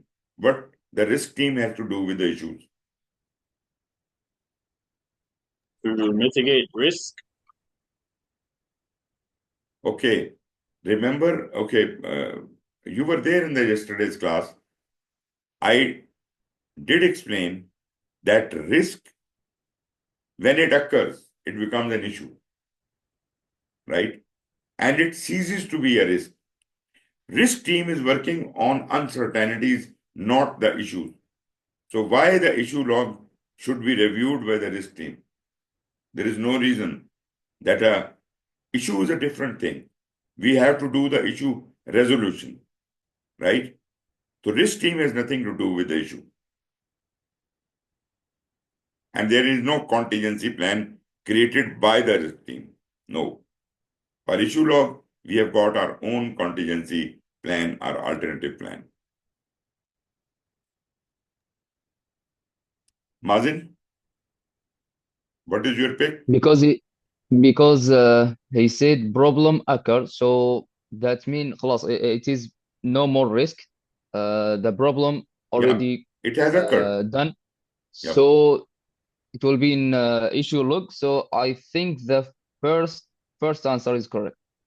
Okay. Issue log serves as a place to document problem that occurs and to track their resolution. Cormac, is it all right with you? No, I want number D. Issue log serves as a place to document unidentified risk. How is it possible? Because if it was identified risks, it would be on the Issue risk happens register. after a risk has realized. When a risk happens, it becomes an issue, right? So how does it help you identify unidentified risks? Risks are no more. Something has happened. There is no fun in identifying it as a risk because that has occurred. So D is So not it correct. says, why would he add it to the issue log? And then the issue log is a place to document the unidentified You risks. see, there is a risk register for recording all the risks, right? But when a risk occurs, becomes a problem, then we put that thing in as an issue. That is no more a risk. So we put it into the issue log and we try to resolve that issue. So you see, like in risk, we have risk mitigation. In issues, we have issue resolution. So you're Risks are registered. saying, Risks are recorded in a risk register. Issues are recorded in issue log. so you're saying it could have been an identified risk and it still goes on the issue log. No, It no. doesn't necessarily need to be an If unidentified risk. it was an unidentified risk and it has Uh-huh. happened, then there is no fun in calling it a risk anymore. Uh-huh. We could have recognized it earlier if we could identify it when it was still a risk, when still it did not occur, right? Then I would have recognized it as a risk. Now it has happened. So I'll not deal with it. I treat it as an unidentified risk. This is no more a risk. That is a problem. That is an issue. Uh-huh.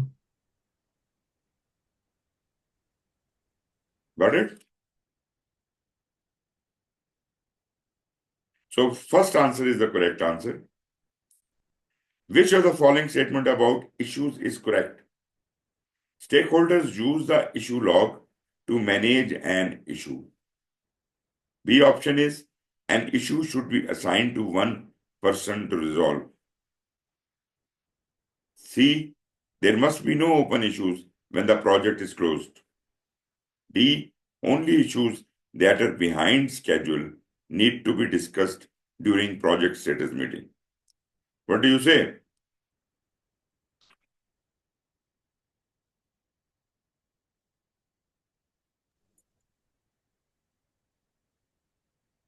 C.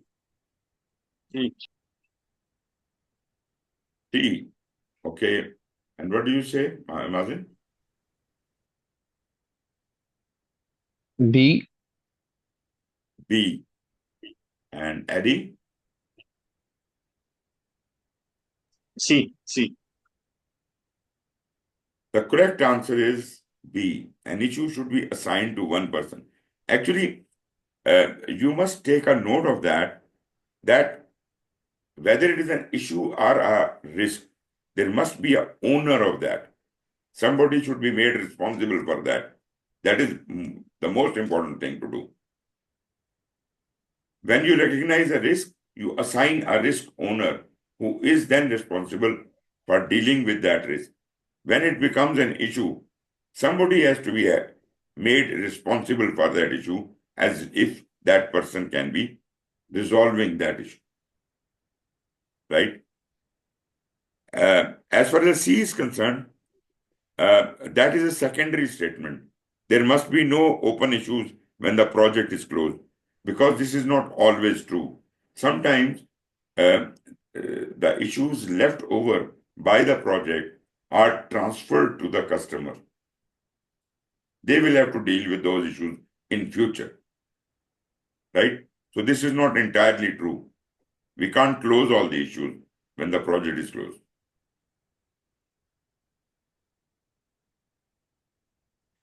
When does a risk become an issue? This I've already talked about. Options are: the project manager judges the risk to be significant enough that it is stipulated to be an issue. B, the risk has a high probability of happening in the immediate future. C, the risk has occurred. D, the risk owner escalates the risk to an issue. What do you say?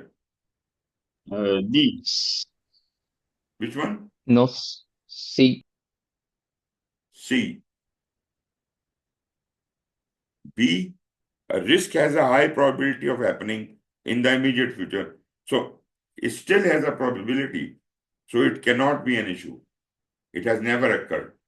It still is likely to occur. So B is not a correct answer. When a risk occurs, that is the time that it becomes an issue. It may become an issue. Got it?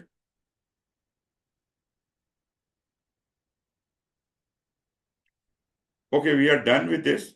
I will start the next session after 10 minutes. Will it be all right with you? Yes, sir.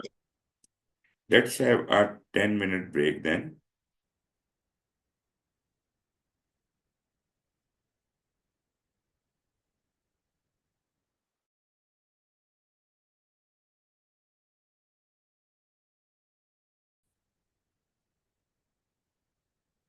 Okay, Mazen is here. Eddie is not here. Right. Okay, we'll start with the topic E, which is about communicate and collaborate with the stakeholders.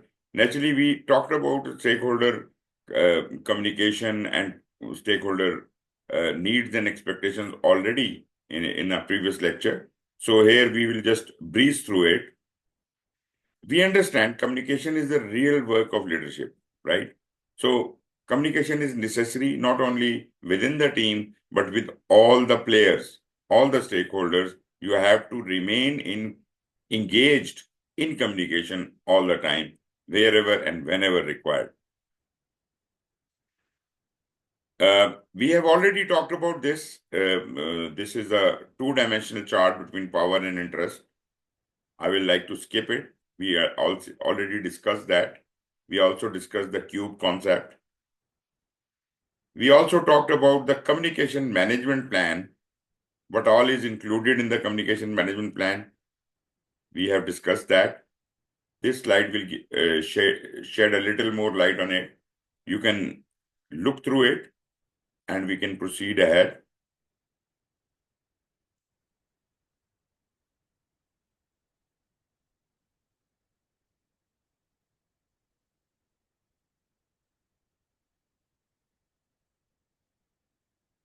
Next, we have the communications metrics. Abbreviation of communication management plan, that includes that we have already talked about the sender, receiver, and authorizing person, who between the sender and receiver, which we discussed a basic communication model, who has authorized this communication, the authorizing person should also be mentioned.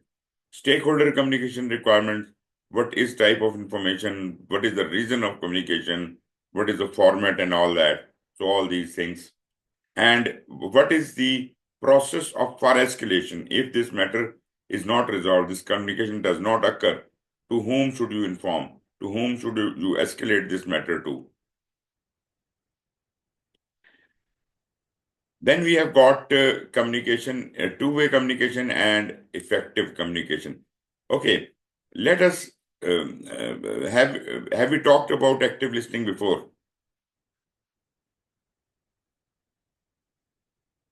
Okay, let me just tell you, normally what we do is passive listening. We are listening passively to the person, not paying much of attention, grasping some of the message, and most of the message is actually dropped off. I don't say that in passive listening we don't get anything. We get the crux of the matter, but at the same time, we may skip many details. So you have to be a little bit more, attentive in listening. So when you become a little bit more attentive, you put in a conscious effort to listen, then you become an effective listener, right?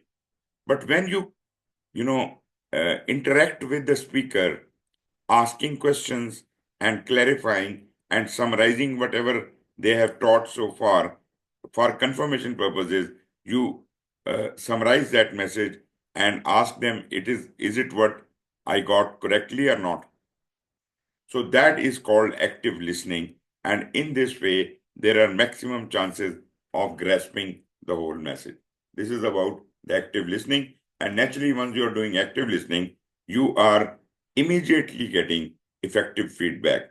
The speaker will confirm to you whether you have received it all right or there is some correction and they can improve upon that. Reports and formal communication. Formal reporting at appropriate milestone naturally is part of the communication management plan. It is a proven way of maintaining continuous communication with stakeholders. We will have to engage our stakeholders throughout the life of the project.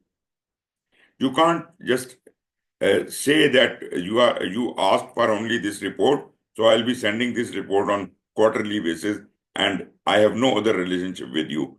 You have to keep in touch with all the stakeholders and keep asking them if their needs and expectations have changed. And if they have, then you have to devise the improvement to the communication management plan as if they can be satisfied. How do we collaborate? So these are some of the points. How do we collaborate? Naturally, in a physical environment as well as in an online environment, all of the methods are given here. Optimize understanding of aims and expectations through open dialogue and meaningful communication. Engage continuously. I just said that. Accept that engagement levels may fluctuate. Sometimes you are as per the need of the customer. Sometimes you are more engaged with them for some periods of time, and sometimes there is no need for engaging them for a bit of time. Keep discussions transparent. Be open and transparent always. Never ever give an impression that you are hiding any information from them. Ensure stakeholders are knowledgeable and expectations are set. Leverage communication and interpersonal skills, feedback and meeting management. Maximize the feedback loop and use effective tools like maybe some whiteboards or something like that. Okay, what do you understand about information radiator? Comrade? So it's where you organize visually on a board the key information around a particular task or program, Yes. so it's visible to all participants. Yes. And this is not only one board, this could be a number of charts. different diagrams, different tables, different information, which is being updated on the go. It happens in agile projects. And some of the charts could be the Kanban board, could be the burn up chart, burn down chart. All of them are called information radiators because they radiate information continuously. All the time, that information is on the wall, and anybody can can take advantage of that information. They can learn about that information. Collaboration activities. In Agile, we have daily stand-up meetings. We are advocating co-location and face-to-face communication. Then we have got certain scheduled sessions like milestone reviews, backlog refinement sessions, project update meetings, all that. So we have some items which are scheduled. When people are working together, they may be utilizing the approaches like pairing or coaching as in knowledge transfer. How do you explain pairing, Mazin? Pairing, like comparing two things together. No. It is like a buddy system, right? It is like a buddy system. Two people are paired together and they are continuously communicating with each other about the engine. They are jointly doing that thing. Okay, communicate. Yeah, they're jointly doing the work and they're continuously communicating in pairing. In coaching, the Scrum Master is advising them when required. So in both these methods, there is a knowledge transfer going on. And you understand when we do the negotiations, when we have got some problems, some conflict, we do the conflict resolution, or if with one of our outside parties, we have some misunderstanding, that has to be negotiated because that is part of the contract. Communicate and collaborate to negotiate. Even for negotiation purposes, when we have got a contract with another party, so we also need to communicate. They also are stakeholders. We need to communicate effectively with them, understand what their needs and requirements are, and accordingly, we could tailor the contract or add their requirements into the agreed upon contract. Meeting management, I suppose that you all know it very well, how the meetings are to be managed. They should be very well organized. There should be fixed time for the meeting. We should be doing a lot of active listening and feedback in there, and we should facilitate collaboration. That's why meetings are held. Otherwise, there are a lot many other instructions about the meeting, but I'm not going into the detail of that. As far as stakeholder engagement is concerned, we did talk about our stakeholder engagement assessment metrics. We have already talked about that. Okay, question. Engaging with stakeholders is time intensive during a project. Which of the following statements should the project manager use to explain the need for a stakeholder engagement strategy to the project sponsor? You are trying to convince the project sponsor that we need to develop a stakeholder engagement strategy, right? Why? What is the reason you are giving them? There are 4 options. To effectively engage stakeholders in project decisions and execution based on the analysis of their needs, interests, and potential impact. To ensure the stakeholders are receiving the reports in the format they would like. To effectively place the right people in the correct role to support achieving the project objectives on time and within budget. To be able to document which stakeholder is unaware, neutral, leading, and supportive. Now, everything may look correct to you, but one is the most appropriate answer.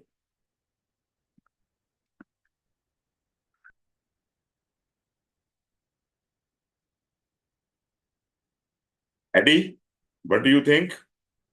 I'll go with D. To ensure the stakeholders are receiving the reports in the format they would like. Oh, sorry, D, Delta. Delta, to be able to document which stakeholder is unaware, neutral, leading, or supportive.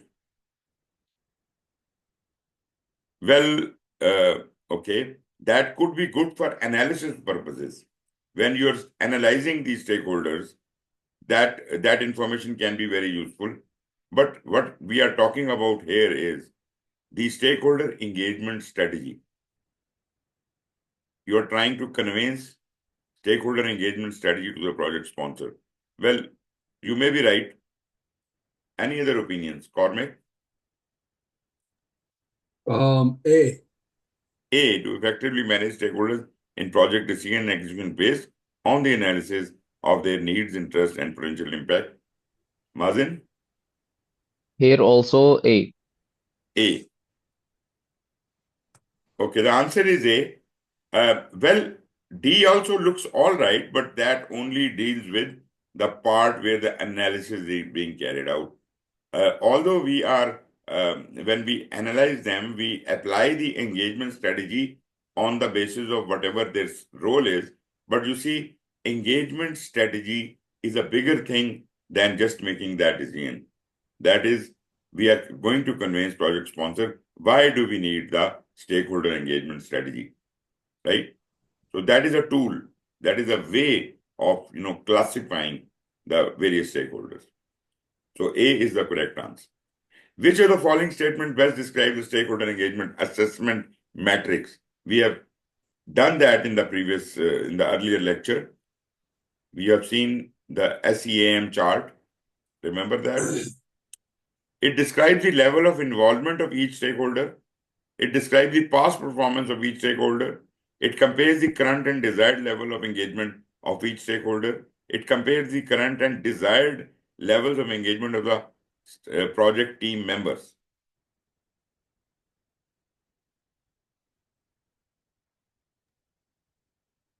C.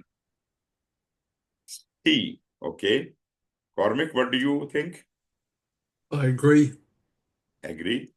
And Eddie? D, sir. C. Okay, C is the correct answer. Very good. Why is stakeholder collaboration important to a project?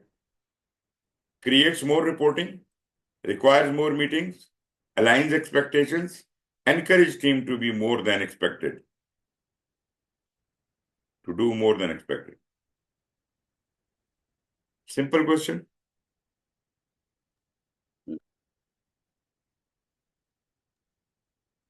Yes, Eddie? C. C. Okay. Very good. Okay, moving on to the next part, that is training, coaching, and mentoring. Well, you understand that this is usually the job of the project manager, right? Project manager is supposed to be doing that, but in a predictive project, project manager takes these things as granted, right? He is more like a commander than a trainer, coach, or a mentor, although these are very much the responsibilities of the project manager. But in an agile environment, when he doesn't have any command over these people, he is only a facilitator, he is only a servant leader, then his complete focus is on these aspects, training, coaching, and mentoring. So this is what he is doing all the time. Team members learn from and teach others. It is for everyone, including the stakeholders, team members, and customers, as part of the project work and continuous improvement effort. Some project roles are dedicated to knowledge sharing, like we may have separate agile coaches, or the scrum master can be acting like that. It is essential in product delivery and transition planning. These things are really important. Things are not always as we expect them to be. They cannot be written down. So we have to learn it over time. So these coaching might often become more important. What is the difference between these three things? training is learning a skill for use in the present. So currently you are employed in a specific role, and to do that role better, you need to learn something. That is through a training. It could be individually or it could be provided in a group. It is to upskill your current skill levels, and it could be on any topic currently relevant with your present job.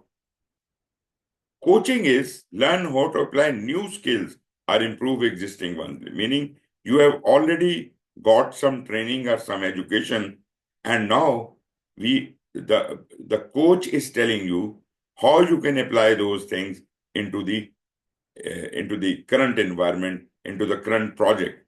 So he is helping this person down. So it could also be, this coaching thing could be individual or at the group level. It puts learning into practice. So whatever you have learned from wheresoever, now coach is ensuring that you can apply that in real environment. Mentoring is development of personal and professional growth through long-term professional relationship. Now, mentoring is very different, where this is kind of a godfather to you. This person is always guiding you through your journey of professional growth. So this is always between a novice, a new person, and an experienced person. It could be this mentor could be internal to the organization, or it could be external to the project or organization. That does not matter, right? But this association is actually going to be very helpful. So these are the three modes. And there is yet another fourth thing also, which is called counseling. Now, I would differentiate between counseling and mentoring, because in mentoring, you provide the support to the other person. You actually lend a sympathetic ear to that person. So mentor is not supposed to be teaching something or guiding a lot to the mentee, but just to kind of keeping that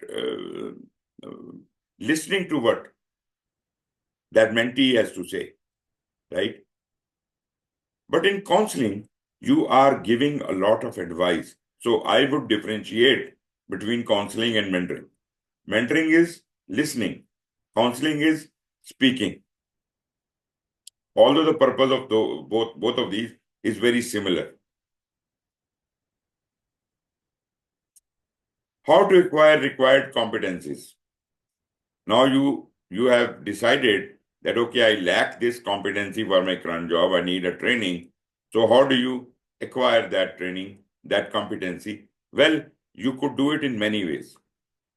First of all, you have to discover what is your current skill set and competencies, and what is the desired skill set and competencies. Identify what is desired, and then you take action. Maybe you take on a course, a topic, or maybe you schedule it or whatever. Maybe you do it online, maybe you do it physically. Coach on the customer business, culture, desired outcomes, or project context, and then encourage mentorship. So once you have provided a training to someone, you can encourage them for mentorship or even coaching.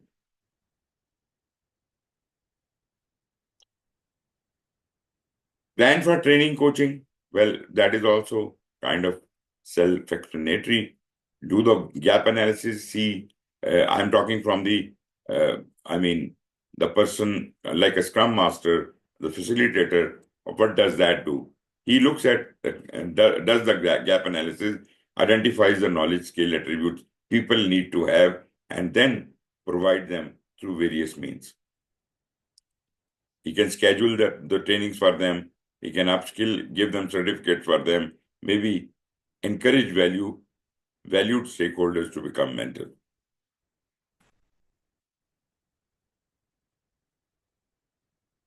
Know the value of training, coaching, and mentoring. Treat knowledge as an asset.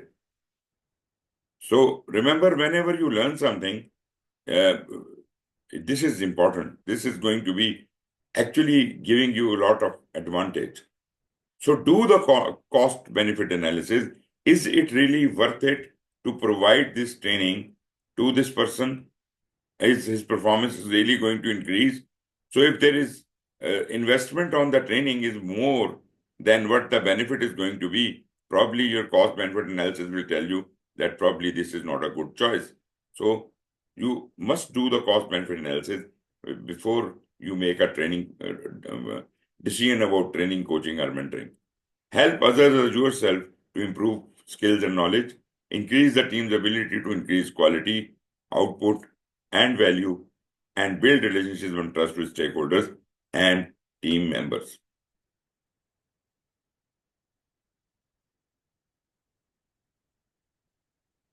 Okay, let's skip that. When you're conducting a training, well, I don't need to explain. The delivery modes could be instructor-led, like in a classroom. It could be a virtual class like we are having. It could be a self-paced e-learning where there is a recorded lectures are there and you could listen to them at your will, right? Like I provide you the recordings and you are at liberty to listen to them whenever you are free. So that is a self-paced e-learning. Then you could do it through documentation and review. Maybe you read a book or something. Interactive simulations, that is also a very good way of providing the training. Rather than having our instructor teaching you, you could have some physical exercise in which you can interact with certain simulated situation and you learn out of it. Or you can have a on-the-job training. On-the-job training is also very interesting because you may be associated or paired with an experienced person who is doing that job very efficiently, and you as a novice keep learning from that person. It is not really mentoring, it is more of on-the-job training. Pairing could be a way of doing that. Coach teams and individuals in project management. Naturally, you have to, all the members of the team or even the stakeholders and, within or outside of the organization, they may all be coached or trained on how the project management is being done in this organization, right? So yes, of course, these could be done in a formal setting or an informal setting.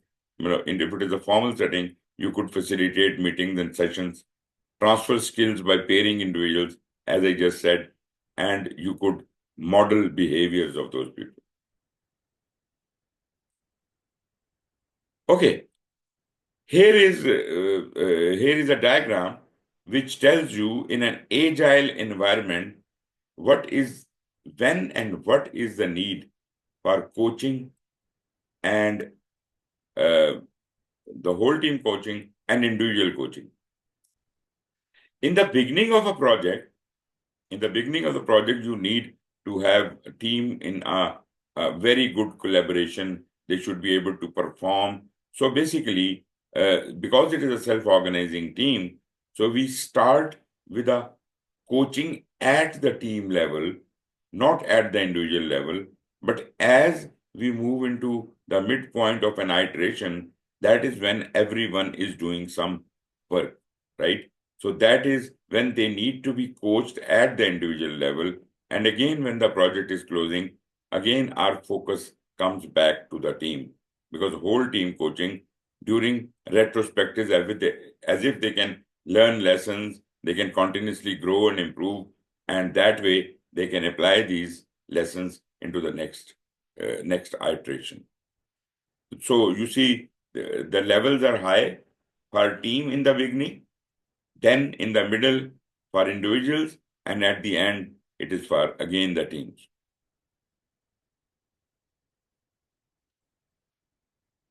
Self-organizing teams, we already understand that how it is very useful. But let me talk about one more thing. Probably we did not talk about it. What is the difference between a tacit knowledge and an explicit knowledge? Do you understand that? What is a tacit knowledge? Eddie? Is it like Hmm? Hmm.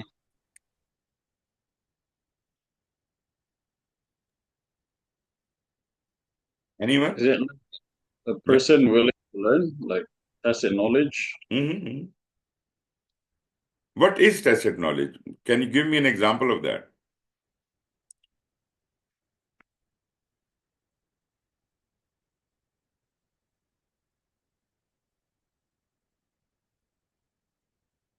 Someone Explicit.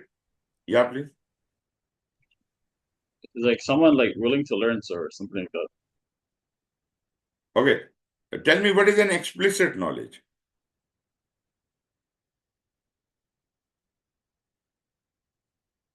Showing of knowledge, like Okay. If, we are working together and I tell you a step-by-step guide how to do this job, you can start doing that accordingly.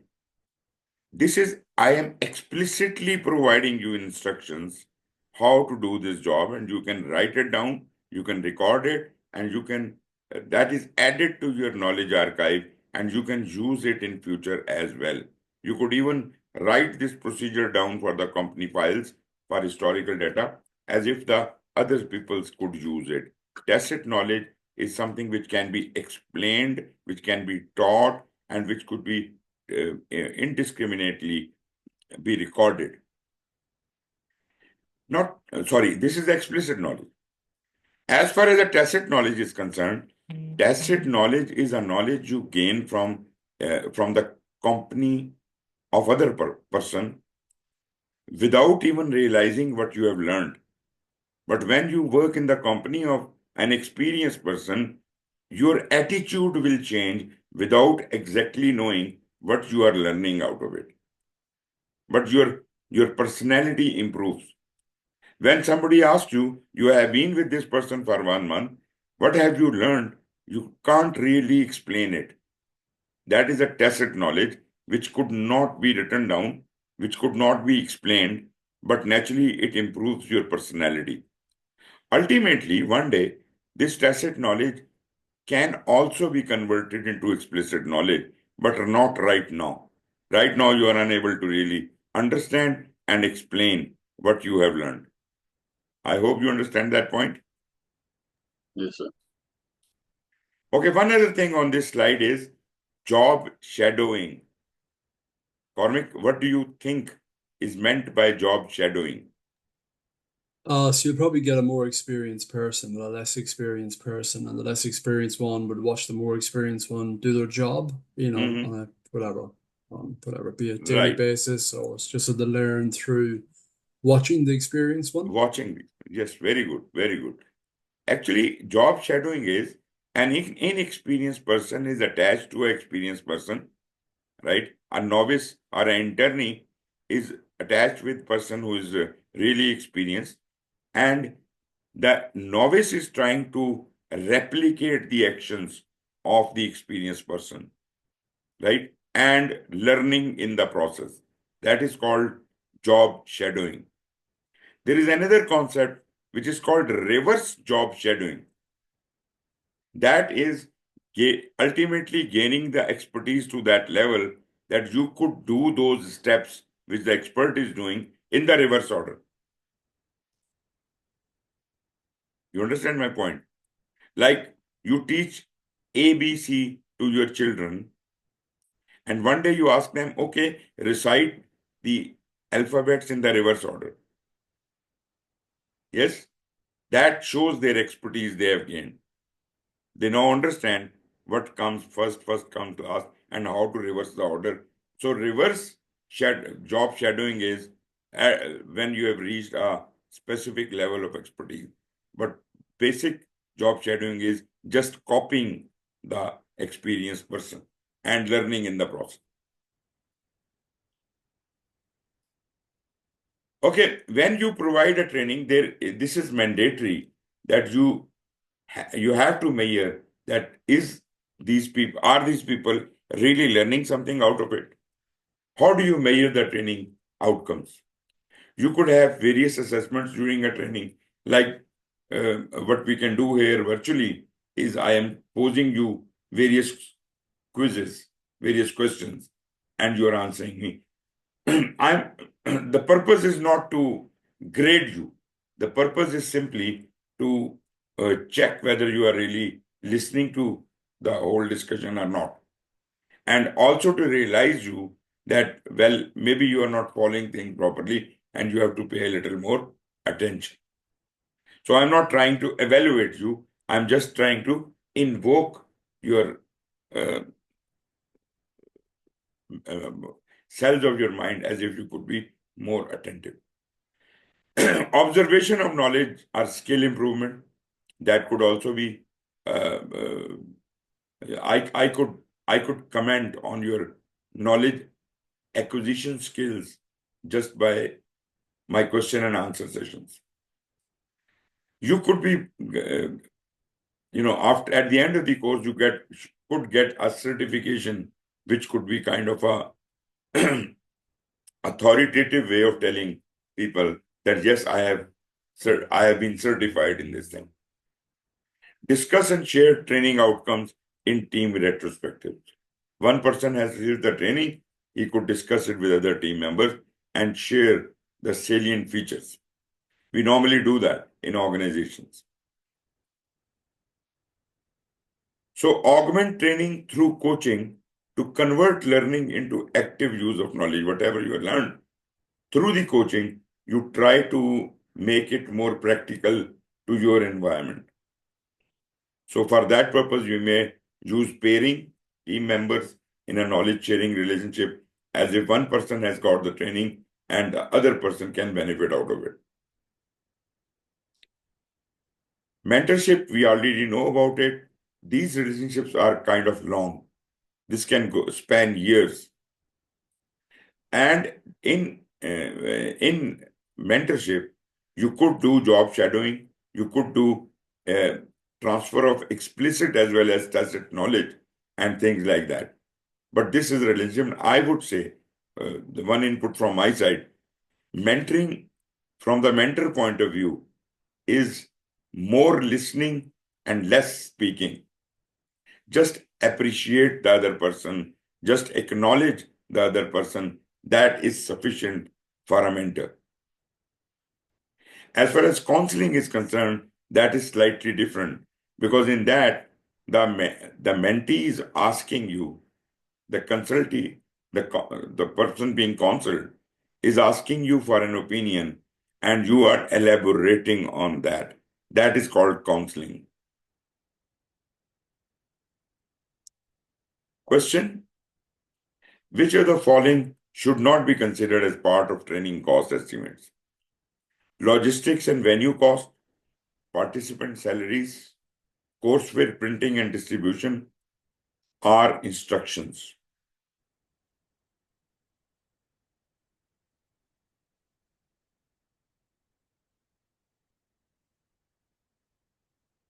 You are conducting a training, the training cost estimate, which is not part of the training cost estimate.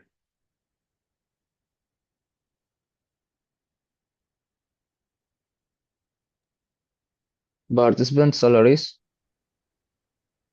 Participant salaries, you are right, you are right. Which two of the following are methods of training delivery? Virtual classroom, self-paced e-learning, prior knowledge, testing and validation. Eddie? A and B, sir. A and B, very good. What is true of lessons learned during the project? Should be documented only in the closeout report? Should consist of only the project data? Should be documented throughout the project? Should consist of only things that went well during project execution? Cormac? C. Very good. Should be documented throughout the project. As you receive the lessons, you keep recording them. A team member asked where to find a set of building codes. Which type of knowledge is this? implicit, explicit, tacit, or general?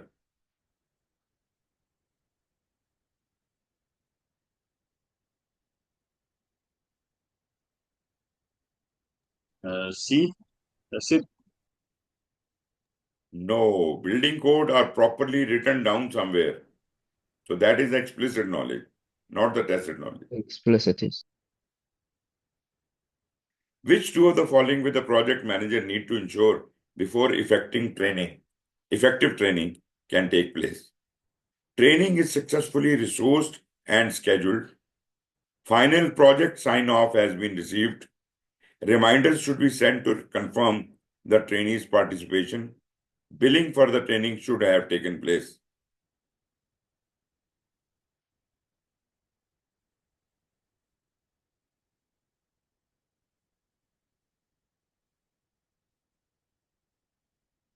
Yes, please. AC.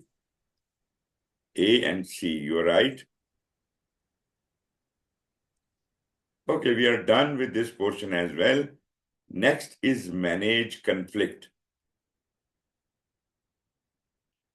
Well, again, we don't need to talk a lot about it. We do understand what is the conflict. Conflict, we said, is normally within the team, the disagreements, right? And how can we resolve them? Ineffective conflict management, if we don't resolve the conflict, that could be animosity, that could be a destructive behavior, that could result in poor performance or reduced productivity. So naturally, we don't want to live with conflict. We want to manage it. So effective conflict management leads to improved understanding of the things, better performance, and higher productivity. So if you don't do the conflict management, or it is an ineffective conflict management, then probably it is all bad. But if you can effectively do it and you can resolve the matter right where that has appeared, then probably you could have a lot many benefits. The roles, what is the role of conflict management in predictive and hybrid projects? Naturally, all team members and stakeholders are responsible for managing conflict, but project manager influences the direction and handling of conflict through interpersonal skills and servant leadership. Well, even in predictive, this is so, but in agile, because we are having self-organizing teams, there is no role of project manager interfering in it, whether he is a servant leader or not, but all the decisions are actually taken by the team themselves. So team lead can only facilitate, right? Nothing more. What could be the causes of conflict? There could be competition amongst the members. There could be difference in objectives, values, and perception. And you see, that is because you do not have a shared vision. If you have created a shared vision in the beginning when the team was formed, then probably you won't have this problem. Disagreements about role requirements, work activities, and individual approaches. Yes, you could have these disagreements, but then you should constructively resolve them rather fighting over it. There could be communication breakdowns. People are not talking to each other. So naturally, this communication breakdown could result in a big conflict. Every project is unique. So projects are unique and team members not worked together before. So naturally, when you are dealing with different people, maybe, you don't have that kind of synchronicity already. So naturally, we may have conflicts. So that is very natural. Now, in a psychological safe work environment, you must see that conflict is a part of the big game. View disruption and innovation as connected. Whenever there is a conflict, mind it that not asking questions is not good. If you ask question, if you question something, probably you are opening doors for other options, new options, creative options, and it can result in innovation. So completely becoming docile and not asking any questions, that would not serve. In a psychologically safe environment, everybody feels safe to say whatever they want to say. So let them voice their concern. Everybody should have a liberty for that. Encourage exchange and disagreement, and prevent escalation to conflict. So yes, there could be questions, they could be discussed, there could be a constructive way of resolving it, rather than getting it promoted to the level of a conflict. We don't want it to be raised to the level of conflict. How to handle the conflict?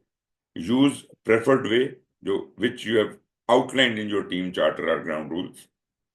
In agile teams include conflict management strategies in their normal way of working, and they are supported by a culture of trust, because we have openness, we have transparency. So we have already a culture of trust. So we don't have many problems in managing conflict. So remember, while you are managing conflicts, do not take sides with individuals, do not favor individuals, but you must focus on issues, not on individuals. Now, this is interesting. This is the levels of conflict, right?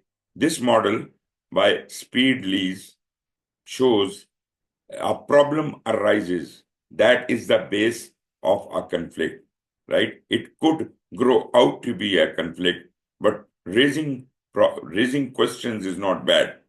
There is a problem to solve, there is a question to answer. So yes, that is a constructive thing. But if you don't resolve it there and then, it may result in a disagreement, and then, kind of a competition starts. So if there is a disagreement, still you have time to resolve that disagreement and get out of the conflict. But if you're unable to resolve the disagreement, it can go to a contest, meaning it is you against me. It's like two people are now kind of fighting with each other. They don't want to listen to the opinion of the other person. So this is now a difficult position. You cannot get out the conflict very easily. But if you don't do that right now, you will get into a reversible situation. That is fight or flight.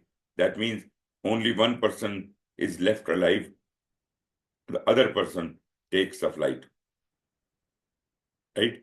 So you fight to win your point of view. This is bad situation. Still, if you can get out of the conflict, it is good. Otherwise, there is a intractable situation where it is also called world war situation, where no party, no side really wants to finish the conflict. They want to prolong it. This goes on forever. So this is absolutely difficult to get out at this time. So as I said, at the lowest level, when there is a problem to solve, that is the easiest way where you can address the things and get out of it.